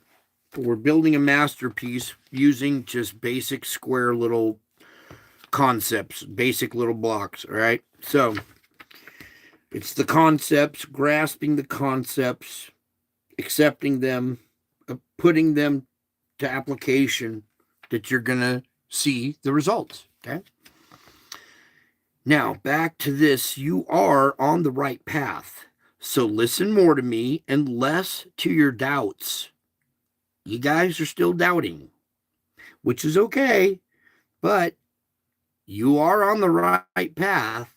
Listen more to me and less to your doubts. That's the new person to our family. They surrendered. They stopped doubting. They listened more to me. They applied what I was showing them, and they saw results instantly. And now they're like, uh-oh. Yeah, welcome to the family. I'm so thankful. You're doing awesome. And this is progress, not perfection, okay? This is not a game of judgment. It's progress, not perfection. As long as you are hungry and you are fighting to get better, you are on the right path. I am leading you along the way I designed just for you. I want soldiers. I want spiritual soldiers that are ready for anything. When a big giant face pops out of the sky and scares the living crap out of the world, you will stand there knowing it's okay. So listen more to me and less to your doubts. I am leading you along the way I designed for you. Your uniqueness. I designed this way uniquely just for you and for your uniqueness. So smile and be that masterpiece. Okay? Therefore, it is a lonely way, humanly speaking, but I go before you as well as alongside you, like right now, so you are never alone. All right? Already here. Everybody's like, when's coming back? Oh, it's coming soon, coming soon. Already here. Been here for a long time. You guys are the ones who just coming around going, huh? Oh, wait a second. Maybe if I trust this guy, what? What did he say? Okay. I go before you. I just went through all this stuff and I'm still experiencing stuff to this day. Each lesson that I learn each day, I apply it and I pull up my notes and I bring my notes to you guys fresh off the street. Raw, hard truth coming hot off the street right to you. Okay, because I just went through it hours ago. But you are on the right path. You're on the right path the more you listen to me and less to your doubts. I am leading you along the way. Okay? It's a lonely way, but I go before you as well as alongside you, so you're never alone. So do not expect anyone to fully or to understand fully my ways with you any more than you can comprehend my dealings with others. Kind of hard there, huh?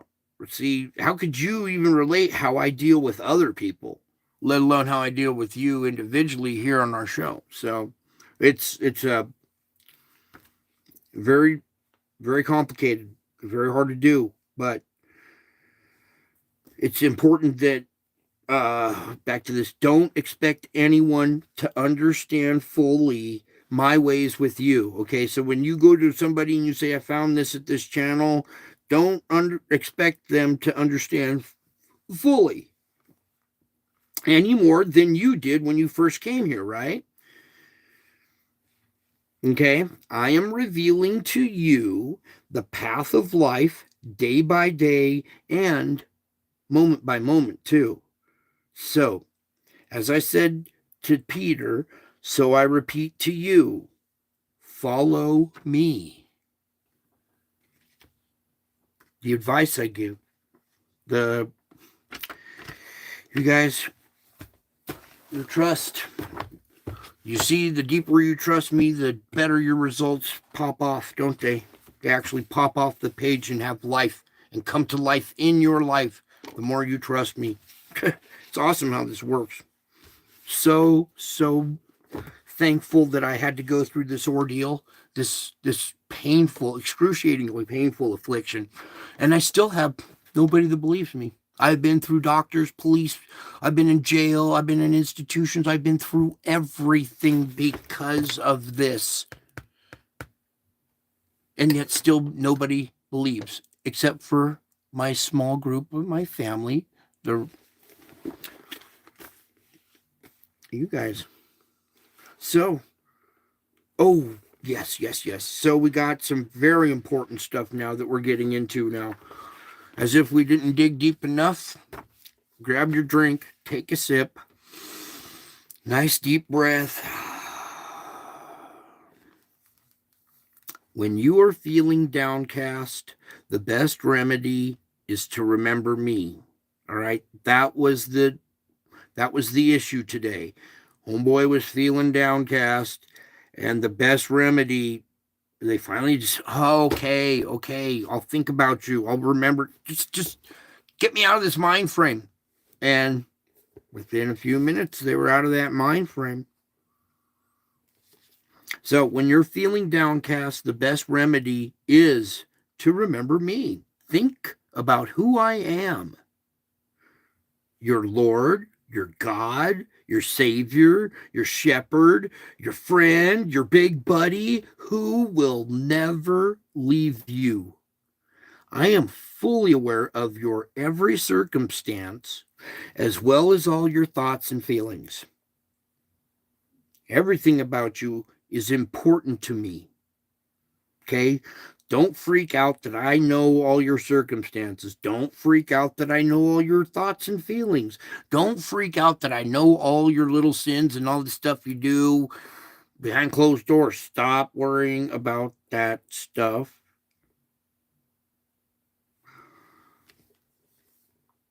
I am fully aware of your circumstances, but everything about you is important to me because you are so precious to me. This a precious family we have here. Okay, out of all the little groups that are around here, we're all kind of part of the same little family. We all go to these same little sites and the same little shows and stuff like that, but only a very few make it to this show. Okay, something about this show I need to tell you guys. This is a very hard show to watch. Okay, this is not for everybody. You have to have some spiritual fortitude to look at this stuff and swallow the truth and understand what you're looking at. This channel is not easy. I've been on YouTube for years. I have 4,000 subscribers and I only get 300 people. Okay, YouTube is worldwide. Anybody can type in my name and come to my channel, and out of the trillion people, I don't know where we're at on this planet anymore. It's a lot of people. It's increasing every day, all right? But out of that entire population of the planet, the some 300 to 400 views, our small little niche family, see how exclusive you are? Do you see how precious you are to me? The more you trust me, the more precious I will become to you. Okay? I love you guys. In a way that you guys, I'm enduring a lot of pain. A lot of sin and stuff is in my life too.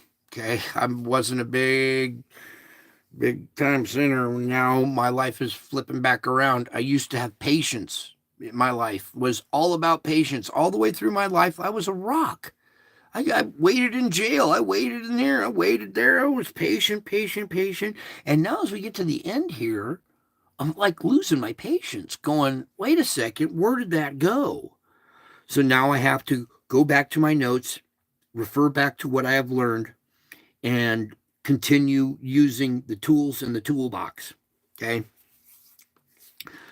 All right, so when you're feeling downcast, the best remedy is to remember me. Think about who I am, your Lord, your God, your Savior, your shepherd, your friend, your big buddy who will never leave you. I am fully aware of your circumstances and your thoughts, but everything about you is important to me because you're precious to me. Quit worrying about all that other stuff. Everything about you is important to me. Everything, even the sin. How are you going to shine brighter if you didn't overcome all that nasty sin, right? It's part of the process. Okay, so now that we got through that part, I have an addendum to this. Everything about you is important to me. Okay. Now, remember the many ways I have taken care of you and helped you. So when you're feeling downcast, think about who I am, and remember the many ways I have taken care of you and helped you. Thank me for each one that comes to mind, and relax in my loving presence. Tell me about the things that are weighing you down. That's so important for your mental health. You need to broadcast out your mouth for your own good and tell me about the things that are weighing you down. Even though I know all about them, it's your voicing them. Okay? Even though I know all about them, it's your voicing them to me that provides relief. Okay? That's step 5 right there. All right, first you made an inventory. Then you confessed to your friends, to God, your inventory, your attributes and your negative things, right? Once you confess that, this weight comes off your shoulder. Most people never make it past step 4 because they're too afraid to do the moral inventory. They're too afraid to look at their own life and take responsibility and do a moral inventory. And once you've done a thorough moral inventory and you tell your best buddy, hey, psst, by the way, I had some secrets in my closet. I was doing this and doing that. And he goes, oh, no big deal. I was doing that too. And you go, what? Wait, no big deal. Wait, you were doing that too? So wait, you went through the same thing I did? You can relate? Wow. Wait. We can relate about something, and all of a sudden it takes its power away. It no longer has power over you. Do you hear me? Everything about you is important to me. You are precious to me. You're like a gem. You're a raw gem, and we're polishing you and cutting you and polishing you. You are going to sparkle. And when you're having problems, try thinking back and think about the many ways I've taken care of you and helped you. When you're doing that, you're thanking me for each one that comes to mind. That takes your mind off of all the other bad stuff. You're thanking me for good stuff. There's only good stuff flowing through your mind. And then you find out that you're relaxing in my loving presence. Tell me about the things that are weighing you down. Even though I know all about them, you're voicing them. Provides relief from the heavy load you've been carrying. That backpack full of rocks. Take each rock out. Tell me how stupid that rock was that you put it in there. I've been carrying this around the whole time. It was useless, stupid rock. It wasn't even mine. It was somebody else's problem. And I insisted on carrying around and tossing that rock. Unload that. Take that backpack off.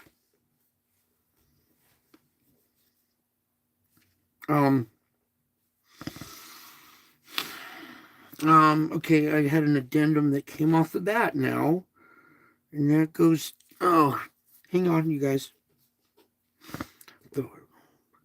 You're voicing them. It's all about your voicing them. That step 5 right there provides the relief. And once you've found that relief, all of a sudden things start going a lot smoother. So in the light of my presence, you will see things more clearly. Together, you and I can sort out what is important and what is not. As you linger with me, my face shines upon you, blessing, encouraging, and comforting you. I assure you that you will again praise me for the help of my presence. Okay, something you need to know about me. I am gracious and compassionate. I am slow to anger and rich in love. Explore the wonders of grace. Unmerited favor lavished on you guys through my finished work on the cross.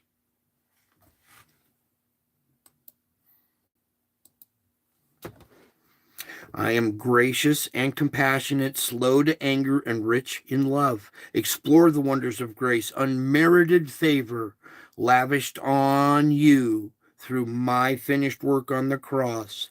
By grace you have been saved through faith, and that not of yourself. It is the gift of God.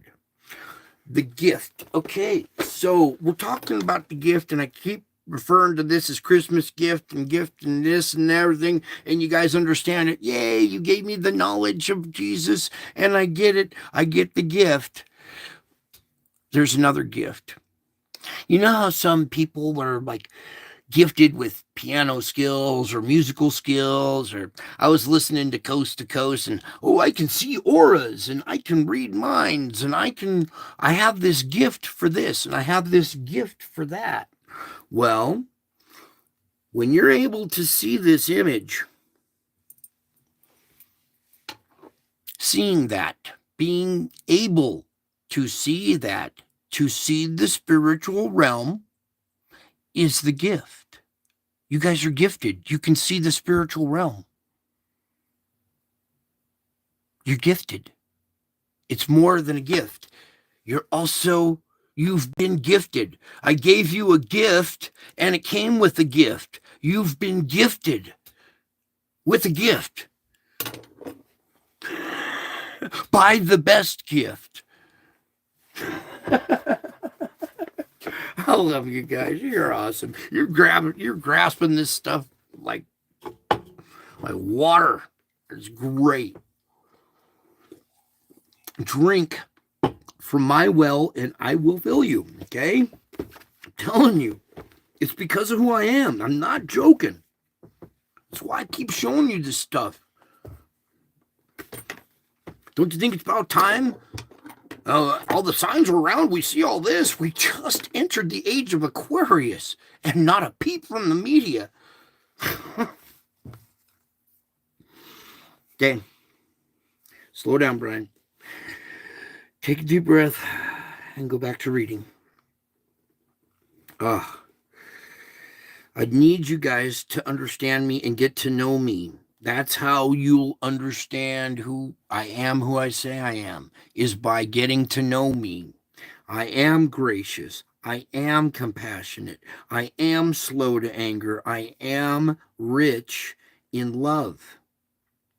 Explore these wonders of grace. You have unmerited favor lavished on you. Okay? What's more, my compassions never fail. Okay? My compassions, my love, my compassion for you guys never fails. Okay?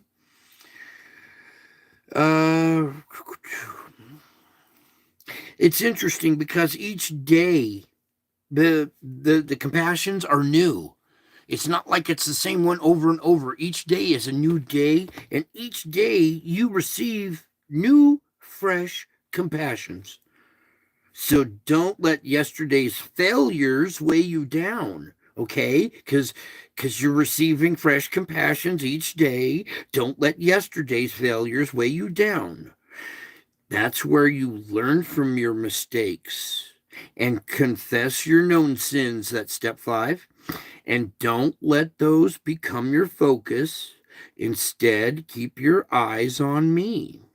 I am slow to anger, so don't be quick to judge yourself or others. Okay?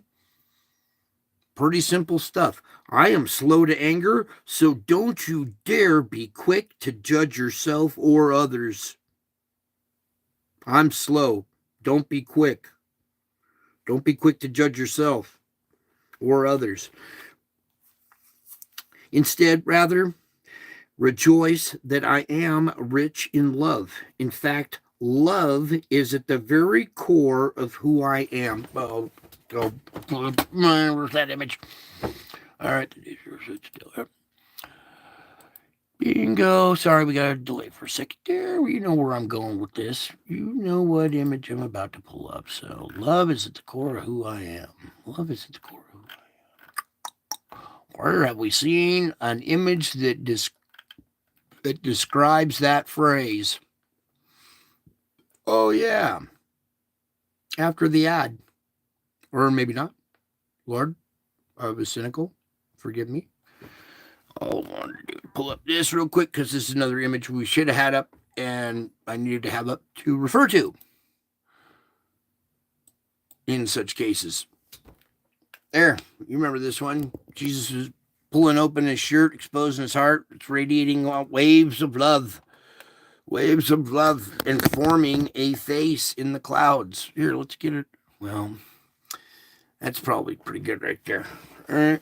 You guys seen this plenty of times. All right. Look at that.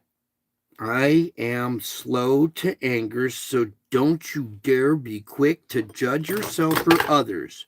Rather, rejoice that I am rich in love. In fact, love is at the very core of who I am. At the very core of who I am. Your growth in grace involves learning to be more attentive to me, more receptive to my loving presence. And this also requires vigilant effort because the evil one despises your closeness to me. Okay? If this isn't stuff isn't easy, it requires vigilant effort because the evil one despises your relationship with me. Okay? Strive to stay alert and remember there is no condemnation for those who belong to me. Okay? You already belong to me. You see me on the screen.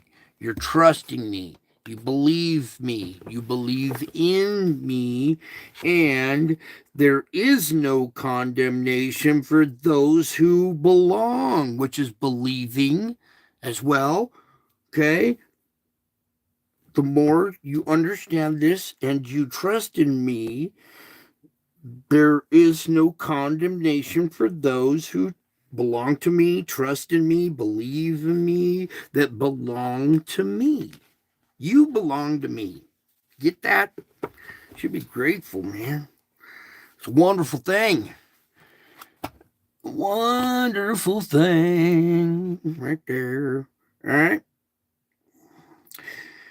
Oh, I'm going to go all the way through all of these pages, too. Are you guys going to hang out for a minute? Oh, we got a couple more. I guess we were hanging out for a few then. I gotta recap that last part. Okay, I need your vigilant effort because the evil one despises your closeness to me. That evil one, look around this planet right now. He's standing out like a sore thumb.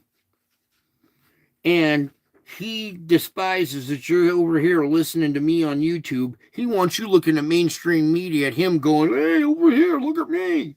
He despises your relationship with me. So stay alert and remember, for those who trust in me, that are believing in me, there is no condemnation for those. So come to me and rest in my presence. I am constantly thinking about you, and I want you to become increasingly mindful of me. Awareness of my presence can give you rest. Okay?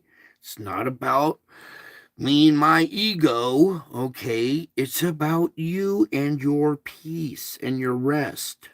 So awareness of my presence can give you rest even when you're busy. An inner peacefulness flows out of knowing that I am with you always. Okay? It's just the simple fact of knowing that I am with you. It brings inner peacefulness.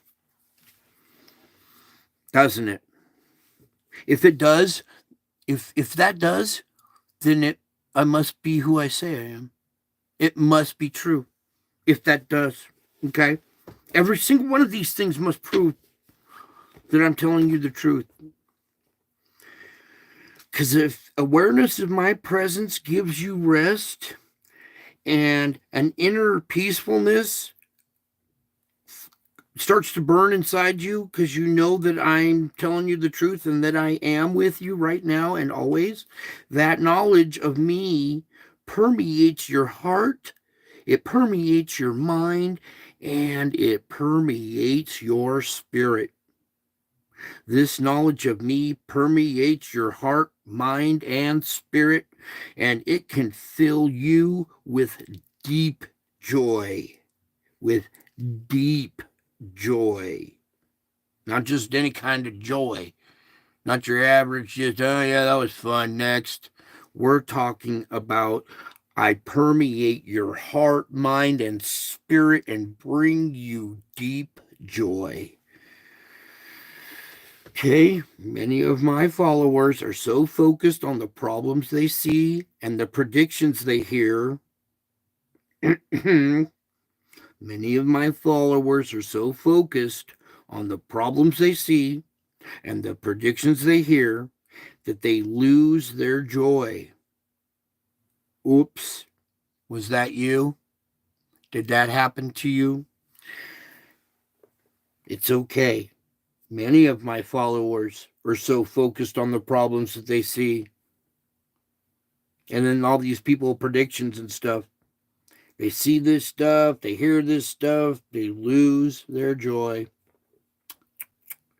It becomes buried under multiple layers of worry, on top of fear, on top of worry, on top of more fear. Just multiple layers of fear and worry and fear and worry. It's just, you become buried in multiple layers of it. And when you realize this has happened in your life, you need to be honest with yourself. Has this happened in your life? Are you buried under multiple layers of worry and fear right now? If that answer was yes, and you realize this has happened in your life,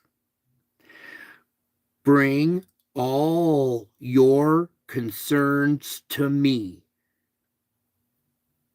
I'm going to help you. When you realize that multiple layers of worry and fear have buried you, and you realize this has happened in your life, I want you to bring me all of your concerns, every single one of them. Do a thorough inventory. Talk with me. Then step 5, then talk with me or somebody else. Anybody that you talk with me about each one, seeking my help and guidance.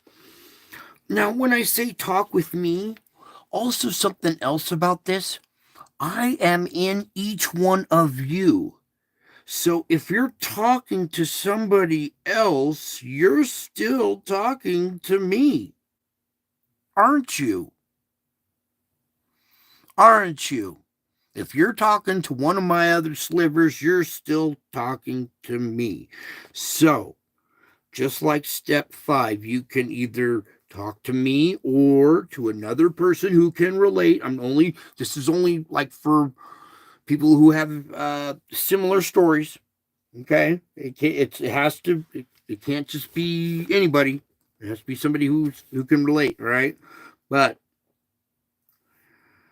when you realize that you have multiple layers of fear and worry happening in your life, bring your concerns to me.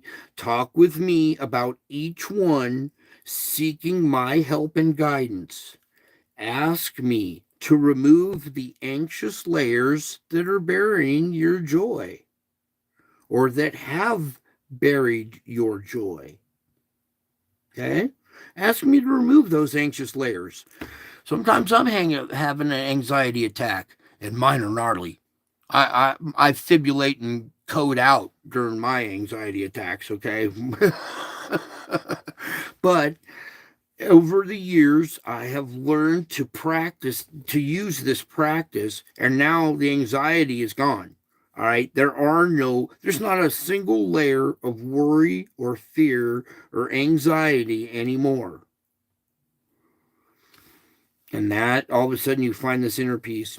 As you entrust your concerns into my care and my keeping, your joy will begin to emerge again. Okay? I want to see your joy emerge again. I want to see you blossom like a little flower.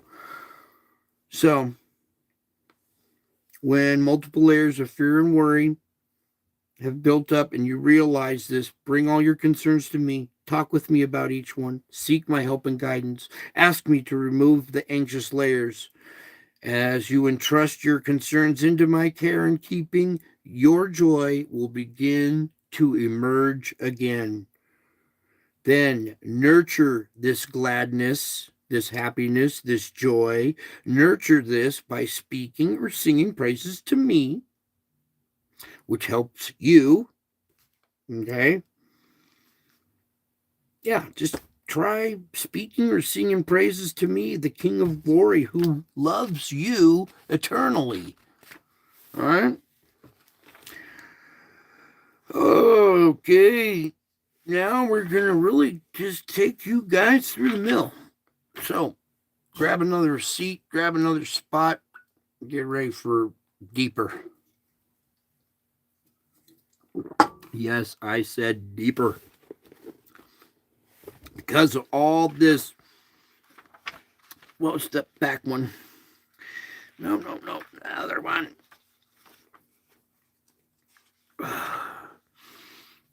Oh, well. I had to. Don't judge yourself. Don't judge. I'm slow to anger, so don't be quick to judge yourself or others. Don't worry about your inadequacy. Instead, accept it and embrace it. Now, there's a word, a term, embrace. Embrace. Embracing pain, embracing hardships, embracing all the ugly stuff. Okay? Don't worry about your inadequacy, which is the ugly stuff that you think is ugly in you, your inadequacy. Don't worry about your inadequacy. Instead, accept and embrace it. It's the perfect link to my limitless sufficiency. Okay? I supply all this stuff, but you can't do it and you can't accept it unless you're inadequate. Okay? Unless you have weaknesses, right? So don't worry about your inadequacy and your weaknesses. Accept them and embrace them. They're the link to my limitless sufficiency. So when your resources seem lacking, your natural inclination, your natural nature is to worry. When your resources seem lacking, and I'm talking real resources. I'm talking your real resources, your rent money, when you're not going to make bills. I might be out in the cold. Your real resources, your food, your gas, the things that keep you going. All right. When your resources seem lacking, your natural inclination is to worry. The best way to resist this temptation, the temptation to worry, is to openly acknowledge your insufficiency and thank me for them. Now that sounds crazy, right? Thank me for, yes. Thank me for your inadequacies, okay? The moment you do that, it relieves your mind, okay? I'm trying to help you relieve your mind by simply thanking me. It's not too hard. This frees you from trying to be what you are not. You're not your own savior, and you're not your own provider. Because you are weak and sinful, you need a savior. You need a savior who is strong. You need a savior who is strong and perfect. A provider who can meet all your needs, not just some. You need a provider that can meet all your needs. You need a savior who's strong and perfect, especially in this day and age. Look at your leaders now. They're pathetic. Anyways, we got to pray for them too. I know that's hard part too. We'll get into that part. You'll love that. It frees you from trying to be what you're not, your own savior and provider. You are weak and sinful. You need a savior who's strong and perfect. You need a provider who can meet all your needs. You gain access to my boundless resources by being both still and active. Spending time alone with me, waiting in my presence, enhances your connection with me. And I work for those who wait for me. So while you're waiting in my presence, it enhances your connection. And I work for those who wait for me. So doing for you what you cannot do for yourself. I work for those who wait for me, doing for you what you cannot do for yourself. But there are many things you can do.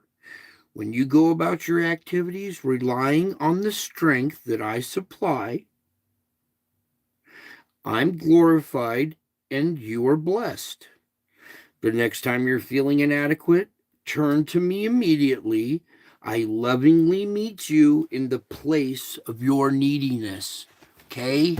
I lovingly meet you there. I don't come there and scold you. Well, what do you need now? What is it this time? No. I lovingly meet you there. When you glorify me, that blesses you. Get it? It blesses you. Oh boy, we were branching into several different paths. But each one has to be individually kind of go down that. Yeah, I think that might be good for the reading tonight. Hopefully, you guys picked up a lot of that and they're practicing it. Okay, even if you're not an alcoholic, you're doesn't matter. It's a way of living. Go check out the steps. First, you admit that you have a problem. All right. Your problem was that you didn't believe or whatever, or didn't know. Well, now we're addressing it now that you know. We're going to get into taking a moral inventory. That's not just bad things that you see about yourself, it's also the good things that you see about yourself. Okay. And also doing an inventory, I learned it helps to ask others. Sometimes other people see things about you that you don't see about yourself.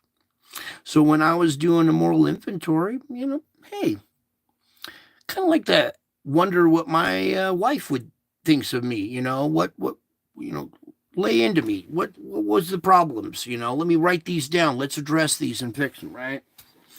So moral inventories, confessing it to somebody brings relief to you. You get that spiritual awakening inside of you. All of a sudden, you took off the backpack full of rocks and now you're running free. You're 50 pounds lighter. You're like, oh my God, I've been walking for years with this backpack on and my legs got super strong doing it. But now I take the backpack off. Shoot, I can jump 100 feet high now because my legs got so strong from hauling all that stuff around. Right? So I can bring good out of what you think is bad. Okay? It's all to make you stronger. We are building spiritual warriors here, not a clan of pussies. Okay?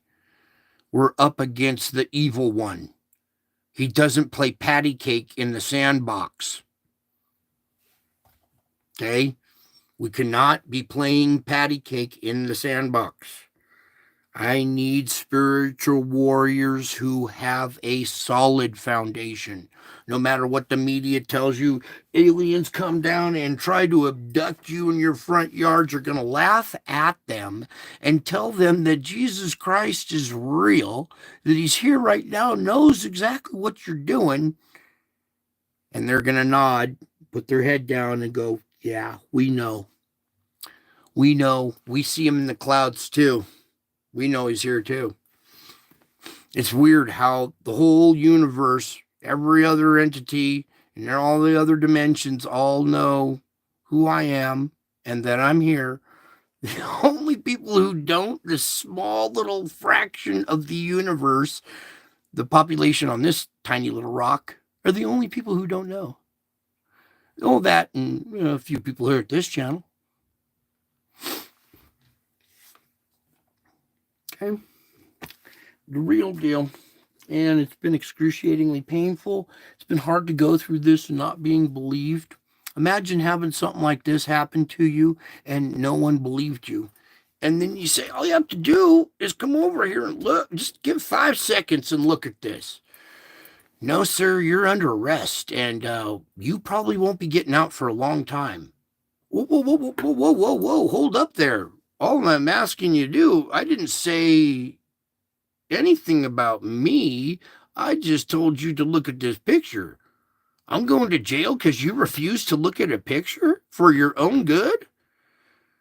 Uh-oh. See, I've been through a lot, okay?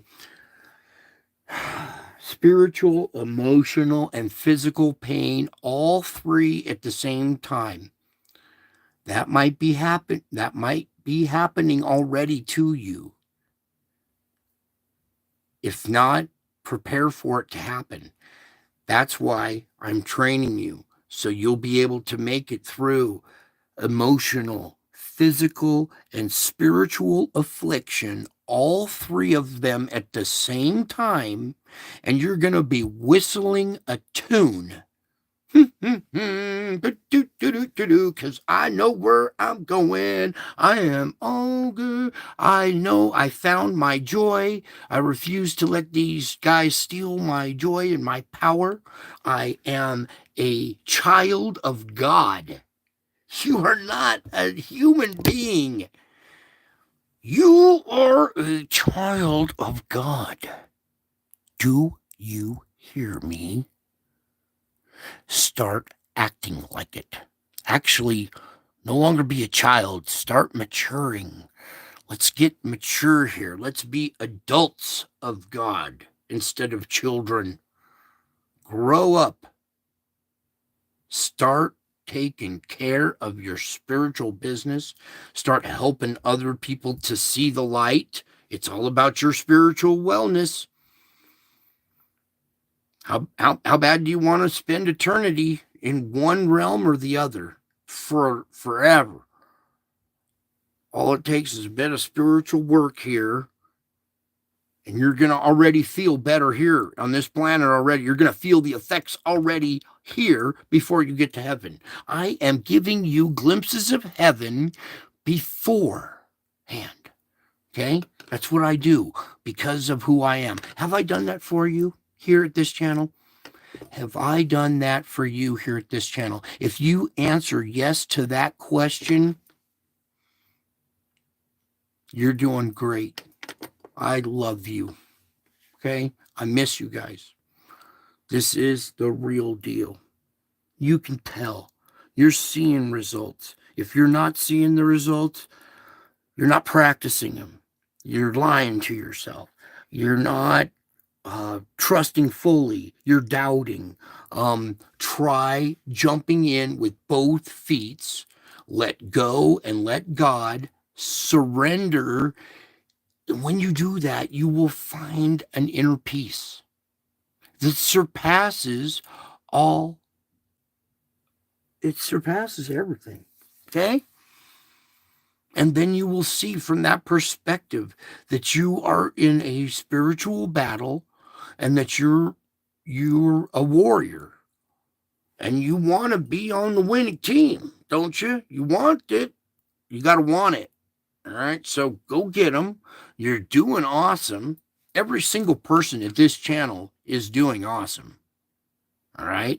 I'm not here to judge you. I'm not here to. Everybody thinks I'm this. Oh, I shouldn't go there, Lord. All right. I shouldn't go there. Whew. I think I should wrap it up. I've been up for a while now. But anyways, I sure love you guys. I hope you understand how all this works. It's a beautiful process. You actually start living in two realms at once, one leg in the spiritual, one leg in the physical. You see the people around you who don't get it yet. You see the struggle now. You see the leg up that you got now, right? And you're practicing what I'm training you and you're finding results. Okay? I want you guys to have those results. They're totally attainable. All right? Oh, walking on water? What did you just say about walking on water? Tell them about walking on water. Yeah, here. Okay. No, I don't have to write it down. All right, so let me just kind of put it like this. I have two teenage boys. They're 17 and 18. They're young men now, okay? And they have different tastes. And say I'm cooking dinner. All right, well, guess what? I'm cooking dinner, you guys. And they're like, oh, well, what's it going to be? Well, I got this. because you like it, and I got this because the other guy likes it. No, neither one of them. No, no, no. I'm like, well, can we have one or can we have the other? Can we come to an agreement on what we're a common agreement? Nope, nope, nope, nope, nope. It has to be impossible. One wants one and one wants the other. Now you have to be in two places at the same time, and you are starting to stress out, aren't you? It's just a situation, a scenario, okay?